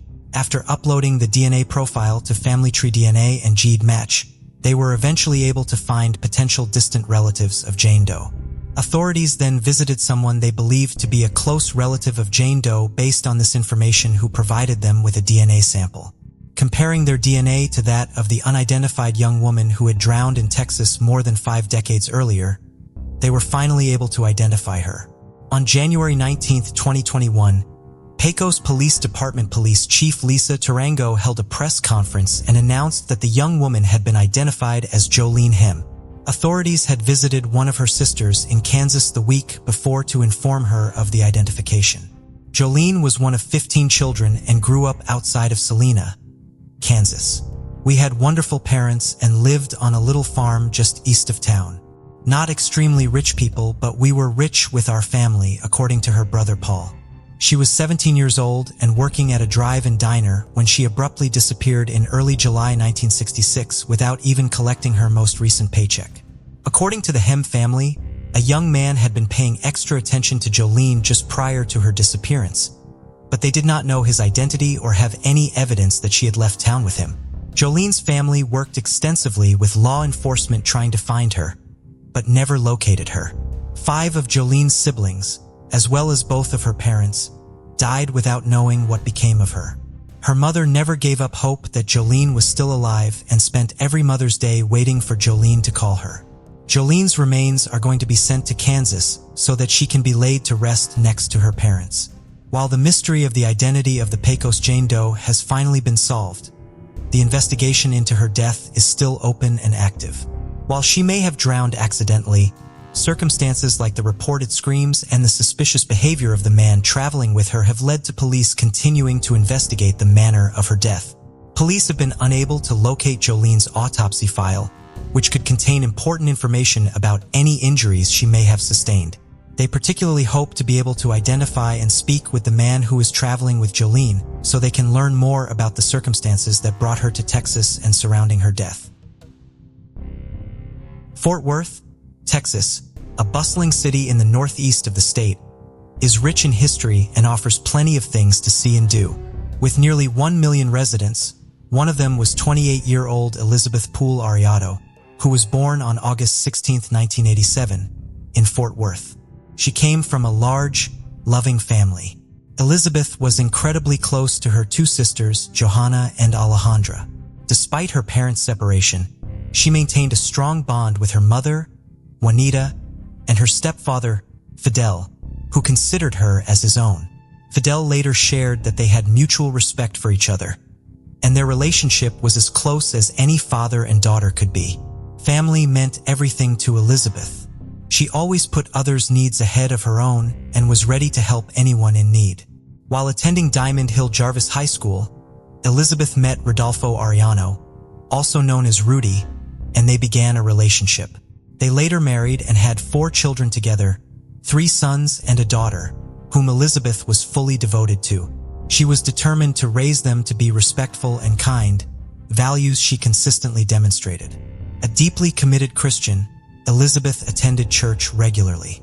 Her kind and giving personality was reflected in her job as a medical assistant, a profession she took great pride in and had done for several years. Her life was busy, with 4 beautiful children and a great career. It seemed to be going well for her.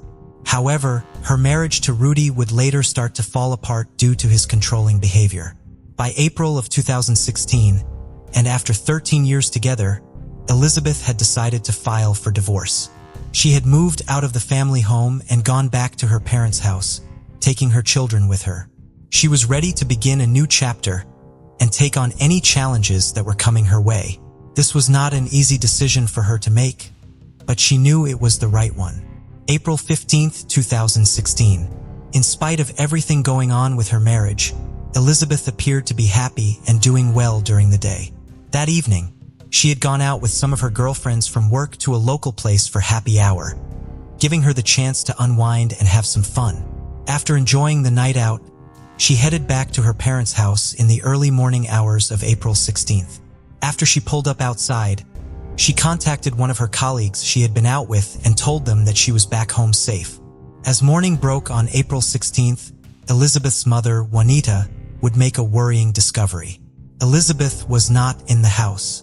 Despite looking everywhere for her, she was nowhere to be found. As Juanita went outside, she found Elizabeth's car seemingly abandoned. It contained several personal items that one would expect someone to take with them if they were to go anywhere, including her purse and phone, which was still on the passenger seat. The key was still in the ignition. This was completely out of character for Elizabeth. There was no way she would disappear and not tell anyone where she was going or what her intentions were. She also would never leave her children. She had seemingly pulled up outside the house and then vanished. Her mother knew something was seriously wrong, so reported her daughter as missing. As police arrived on scene, a missing persons investigation was launched. They needed to establish the timeline of events leading up to her going missing.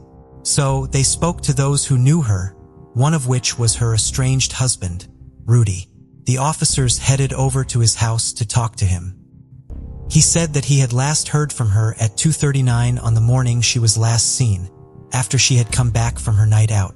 According to him, she said that she had arrived home and would be bringing the children to his place as soon as possible. He said that she explained she was going to spend the night in a hotel once she had dropped the children off at his house.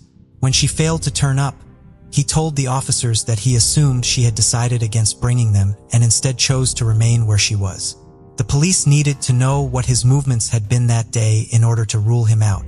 He said he had spent the day with one of his friends and that he had got home at around midnight, saying he had stayed in his house until 7:30 a.m. As the search for the missing mother continued, a phone call to 911 from just a few hours before at 3:30 a.m. would blow the case wide open. The call had come in from someone doing some nighttime fishing on Lake Worth. The drop from the Interstate 820 bridge into the water was 40 feet.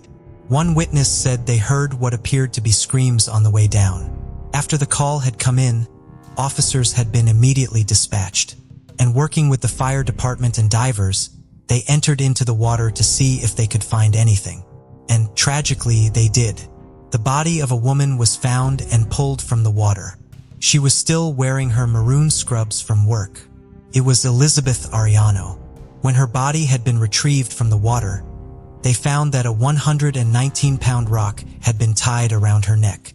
The Tarrant County Medical Examiner ruled her death as a homicide, the result of drowning, and the concrete rock weighing her down.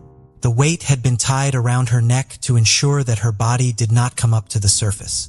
The police said, "We believe this was an attempt to conceal the body." Horrifyingly, she had been alive when she had gone into the water. Elizabeth Ariano had been murdered. Her life had been ended in a way so brutal it shocked even the most tenured of officers. The police were now in a race against time to find whoever was responsible. They were clearly capable of unimaginable cruelty, and they needed to be stopped. They had many theories they had to consider. Had she been followed home by someone from the bar? Had an opportunist abducted and killed her after seeing her arrive home? Had this been someone lying in wait? One of the first things the police needed to do was establish who was where at the time of her murder and rule out as many people as possible.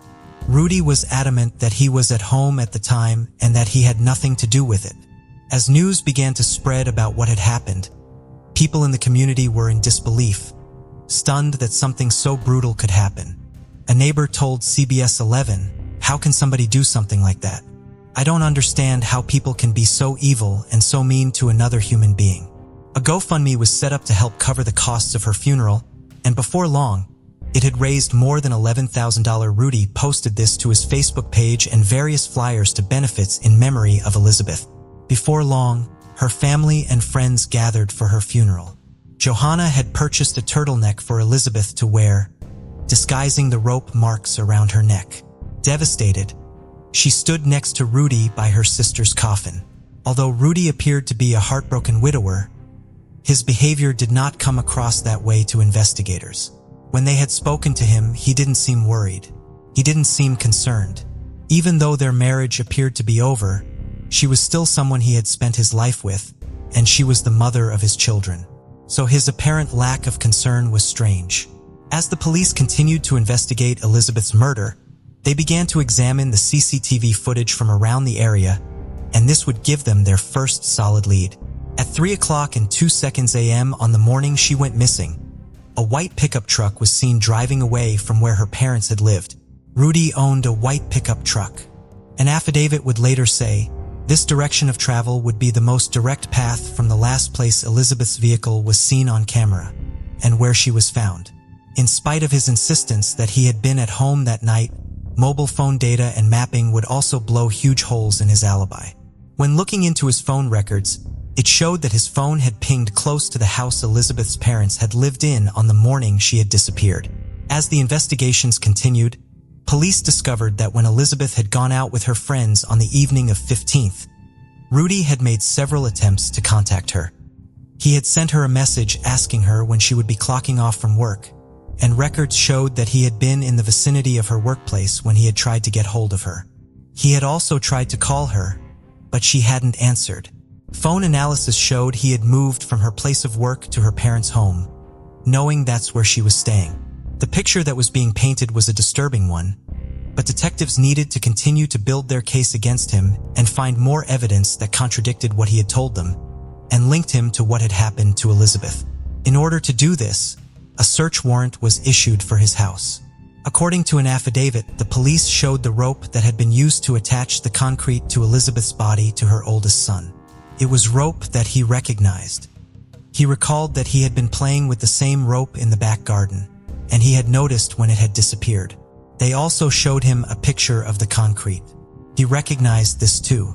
It looked just like some concrete that had been in the garden after his father had replaced a fence for one of his friends. The fence posts had been encased in concrete. The same concrete was also found in his truck. With the evidence piling up, investigators believed that she had arrived home from her night out, and he had ambushed her before she was able to get inside and proceeded to kidnap her. He had then taken her to the Interstate 20 bridge that ran over Lake Worth and threw her off it with the rock tied to her neck. 10 days after his wife's body was pulled from the water, Rudy Ariano was arrested on suspicion of her murder. He was then charged and held at Mansfield City Jail on a $500,000 bond. A witness also spoke to the local media who observed his behavior the day after his wife's death, as her devastated family tried to come to terms with what had happened to her and come to terms with who was responsible. They spoke to the media about Elizabeth and how much she meant to them. Ury Ariano continued to deny any involvement, but he was soon forced to make a decision. If he entered a plea of not guilty, and if he were convicted by a jury at trial, then he would face the death penalty. With this in mind, he took a plea deal her family had agreed to. And on Wednesday, January 30th, 2019, Ury Ariano entered a plea of guilty to the kidnapping and murder of his wife Elizabeth, thus taking the death penalty off the table. Ariano's coldness was shocking. Just 2 hours after he had brutally murdered the mother of his children, he had posted a meme to Facebook that said, "How long can one go without drinking before they die?" And he commented, "I'm already worried."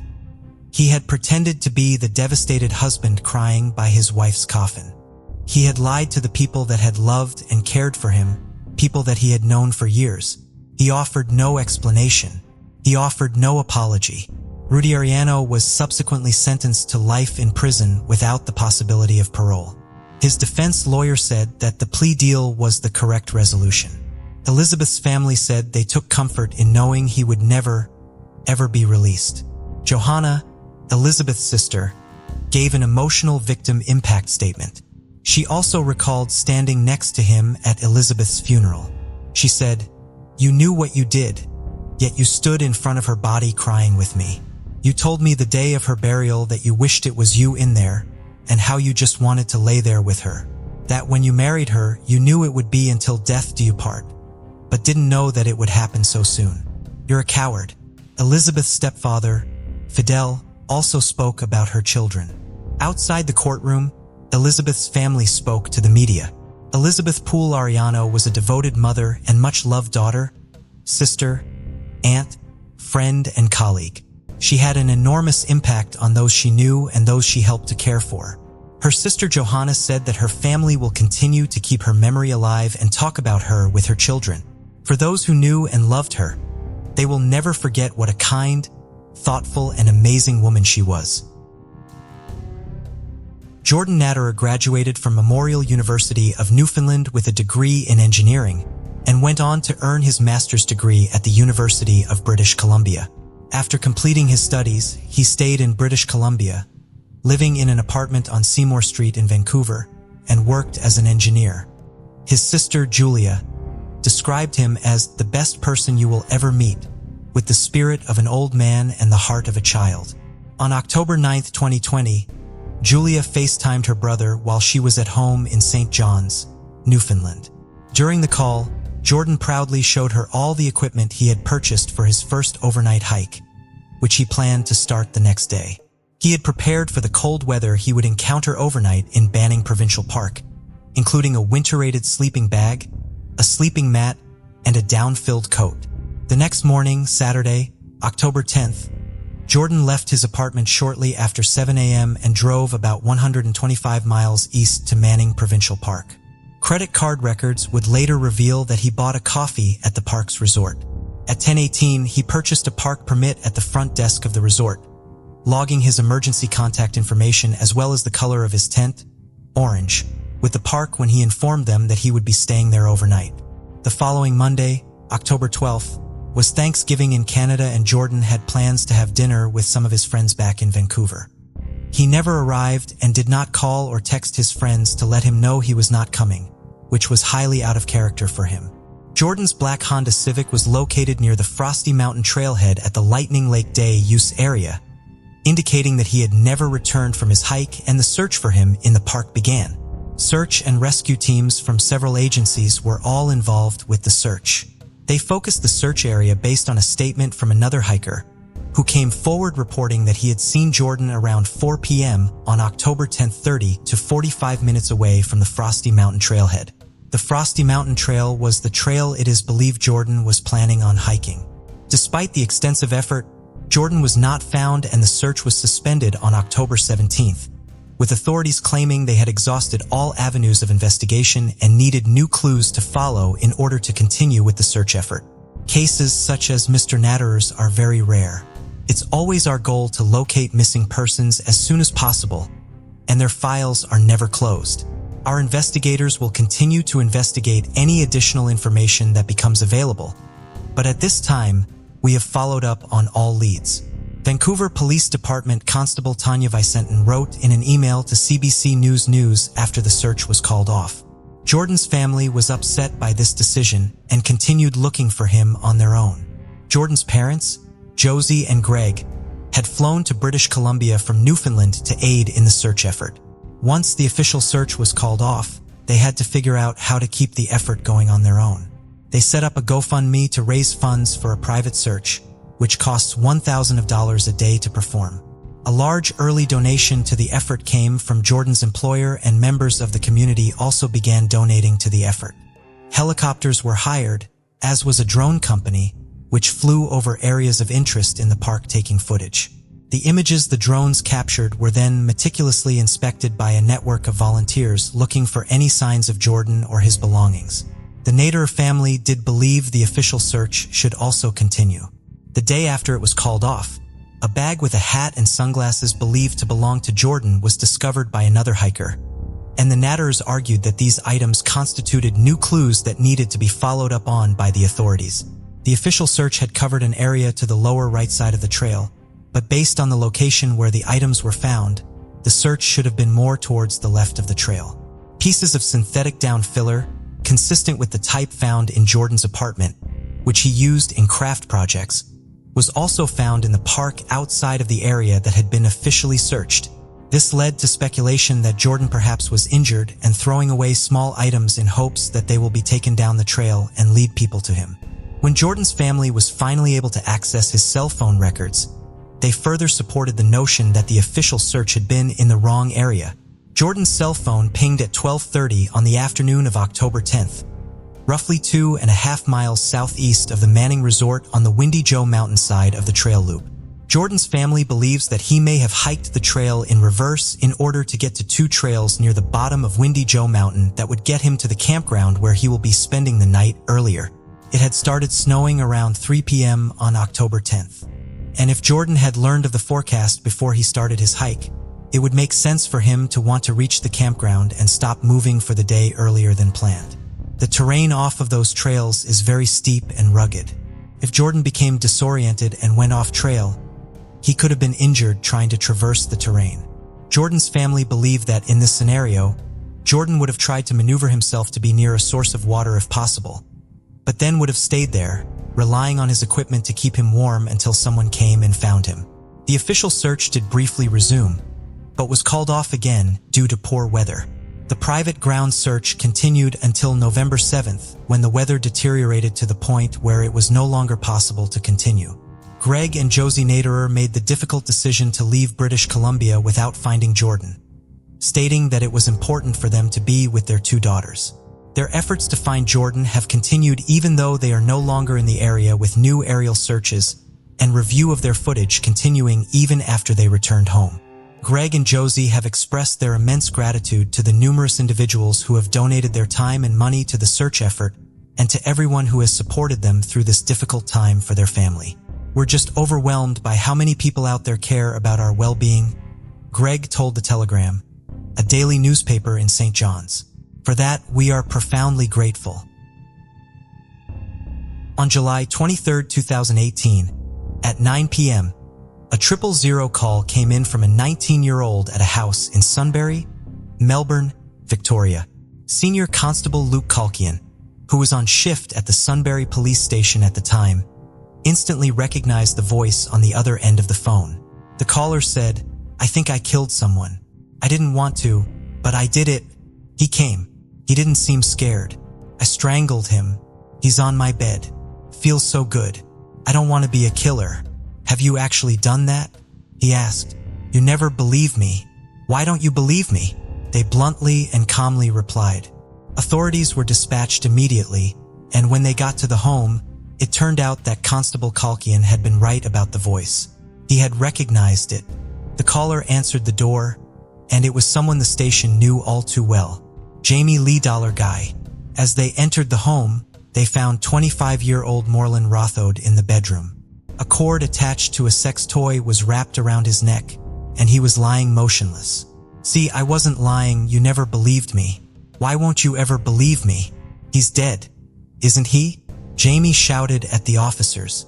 Moreland was put into an ambulance and rushed off to hospital, and Jamie was taken down to the station for questioning. Given what she had revealed already, she was charged with attempted murder, intentionally causing serious injury, and recklessly causing serious injury. What had happened and how it came to be was a frightening story. In the early evening of July 23, 2018, 19-year-old Jamie Lee Guy logged on to the popular dating app used by millions worldwide, Plenty of Fish. Her bio read borderline personality disorder and suicidal tendencies into extreme fetishes, vampire fantasies, bondage, biting people, and being gang raped against her will. She wasn't on it long. Before around 7 p.m., she got a message from a 25-year-old student, Morin Rotho. They exchanged a total of 6 messages, sexual in nature, and about everything in Jamie's profile. He told her, "We'll do whatever you want." They made a plan to meet up at her house, with Jamie saying she would put on a costume and her favorite perfume. Moreland told her he would be there just after 8 p.m., and he would text when he was outside. With this, he closed the app and started getting ready. 4 years before this, Morin Rotho had made the big move from Gujarat in Western India to Australia on a student visa to get his master's in accounting. He had really started a whole new life and had settled him well at Charles Sturt University, also working part-time as a delivery driver. He was an only child and was very close to his parents, talking to them every day. They had even sold their bungalow to finance his move to Australia when they realized it was his dream. As soon as they had the money, Moreland was on his way, and the family took some photos at the airport before he left. Friends described him as happy-go-lucky, easygoing, but hard-working and very humble. His hard work had almost paid off, and was proud to say he was just 4 months away from finishing his course. His professors believed in him so much, they had actually offered him a job when he finished so he could stay in Australia permanently. Jamie was now at the station and talking a lot. She started by telling the detectives she had been having a bad day, and the second Moreland agreed to meet her, she knew she was going to kill him. A matter of minutes after she ended her conversation with him on Plenty of Fish, she started making some Google searches. "I'm going to kill someone tonight for fun. How to kill someone. I want to commit murder. I'm going to kill someone tonight. Help." She then clicked on a link called 10 Steps for Committing a Murder and Get Away with It. At 8 o'clock and 7 seconds p.m., Moreland arrived at the house. She told detectives she immediately took note of his shape and size and felt he was weak enough that strangulation would be easy. She told him she wanted to role play, and he was keen to learn. "I told him that I wouldn't let him out of the house, and he said he didn't care. I said that I'm going to choke play, and he said he's happy to learn anything. So I said that I have psychopathic tendencies in my head, and I'm not really that safe. And he said he's not scared," she said. Moreland said as long as she didn't hurt him, he was up for anything.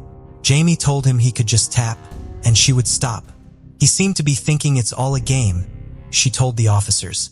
She got behind him and started choking him. Jamie said she had 2 personalities. "One's mean, one's nice. They're both me. One is caring and the other is destructive. I was hoping he would run away, call the police," she said. Just a few seconds later, he started to panic and tapped her.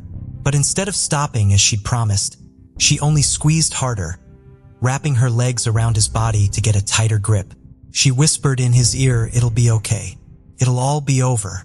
At this point, after attempting to wriggle out of her grip for several seconds, Moreland was now lying on his stomach and Jamie was sat on his back. He suddenly went limp, and Jamie said she then tied the cord from the sex toy around his neck. "What was your intention?" the officer asked. "Murder," she replied. Just before calling the police, Jamie made some more searches online, looking for ways to be admitted into hospital. She told them she had had an urge to kill, comparing it to the feeling of someone who wants to smoke a cigarette. As she was talking more and more, the story was getting more disturbing as it went on. And the police then got a call. Moreland hadn't pulled through and had succumbed to his injuries just a few hours after getting to the hospital. After this, Jamie Guy's charges would swiftly be upgraded to murder. What she had done, although shocking, was not actually surprising to those that knew her. Some carers who had worked with her even described her as a shape-shifting demon girl. Jamie had lived in state care since she was 10 years old, with frequent visits from social workers and her criminal record starting when she was young. She often spent long periods in juvenile detention. In the years before she turned 18, Jamie had carers living with her 24 hours a day, 7 days a week, in a house owned by the Department of Health and Human Services. They said they were terrified of her and her unpredictability. But when she turned 18, however, they all stepped away, and she was living alone and unsupervised. As soon as they left, neighbors said the police were there for a lot of various reasons, including noise disturbances, fighting, and welfare checks. She would often bring them cakes and cards after their visits to thank them, and they had grown to know her fairly well. She was a massive social media user and would upload numerous times a day. Sometimes the pictures were simply her playing around with filters and sharing her artwork. And sometimes they were lengthy paragraphs about her childhood trauma, sexual abuse, and the issues she had with her body. She said she hated skinny, pretty girls and wanted to torture them. She would self-harm and put batteries into her body, resulting in her having more than 100 operations to remove foreign bodies. One of her friends said she claimed to have a demon inside her, and sometimes believed that she was a wolf. One moment she appeared happy and was smiling, the next she was going ballistic, snarling and growling like a wolf and biting people. It is one of the scariest things I have ever seen. It's like she was possessed, someone said. She posted to Facebook just a few weeks before the murder of Morin and said, "If only they believed me when I said I'm not sane. I live in fear, afraid of what's behind the corner.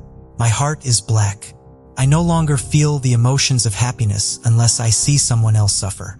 And on the afternoon she did kill him, she texted one of her carers and said, "I feel really sick with bad temptations. I want to call the police, but they won't believe me. I want to cry." Upon being charged with murder, everybody knew that it would be a complicated case. As a result, she was assessed by some of the best clinical minds in Australia, and they said she was one of the most psychologically damaged they'd ever assessed. There is no doubt that Jamie Guy was a profoundly troubled person, and everybody said she was a ticking time bomb. Despite all of her confessions and admissions, in her first court appearance, she entered a plea of not guilty. As prosecutors dived further into the case, Morin's friends in Australia banded together to raise money to send him back to India to be with his family. It took him 12 days to get home, where he was cremated. A year would then pass as more interviews, assessments, and the like were carried out, establishing whether or not Jamie was fit to stand trial. It was deemed that she was, and the now 20-year-old's murder trial would begin at the end of 2019. Morin's parents said although they wanted to be there for their son, they simply couldn't afford to fly over, so they had to wait by the phone every day for any update. The loss had left them unable to eat or sleep, and not being able to get to Australia had only added to their pain. In terms of Jamie's mental health and past issues, it was set to be a complex trial. There was no denying that she had killed Morin. She had already confessed to that. But it was now an argument of whether her mental health issues affected her in that moment, and whether or not the murderous intent could be proven. As a result, her lawyers were pushing for a conviction of manslaughter. Her defense team called in a psychologist, Dr. Carroll, and he told the jury that he did not believe that Jamie suffered from psychosis in any way. He said that she knew what she had done was wrong, and that she was aware of what she was doing. He said she was in a state of turmoil, but had a residual awareness that choking Morin would actually kill him. Jamie's lawyer, Sharon Lacey, focused heavily on her childhood. She spoke about her past abuse, living in care, and suicidal thoughts and tendencies. They said that her borderline personality disorder had played a role, and Jamie was suffering from stunted psychological development brought on by the trauma of her childhood. Jamie sat quietly in the courtroom the whole time, not looking up and not paying attention, sometimes smiling, but mainly focusing her attention on the children's coloring books she was drawing in and making origami. Sharon said her client was so damaged that no jury could be sure of her having murderous intent, and therefore they could not find her guilty of murder. "There's no evidence to suggest she intended to hurt him," she said. But the prosecution said that while it was clear there was some significant trauma in her life, as well as severe mental health issues, she admitted to the police that she knew before he even arrived at the house that she was going to kill him. As soon as she got that first text, she had in mind to harm this man, they said. And when Morley got to the house, Jamie admitted to sizing him up, assessing how easy it would be to kill him. And her own description of how it all played out showed that Jamie was someone who wanted to do this. Someone who was very much present in the moment and understood exactly what the implications were. It was absolutely premeditated, they said.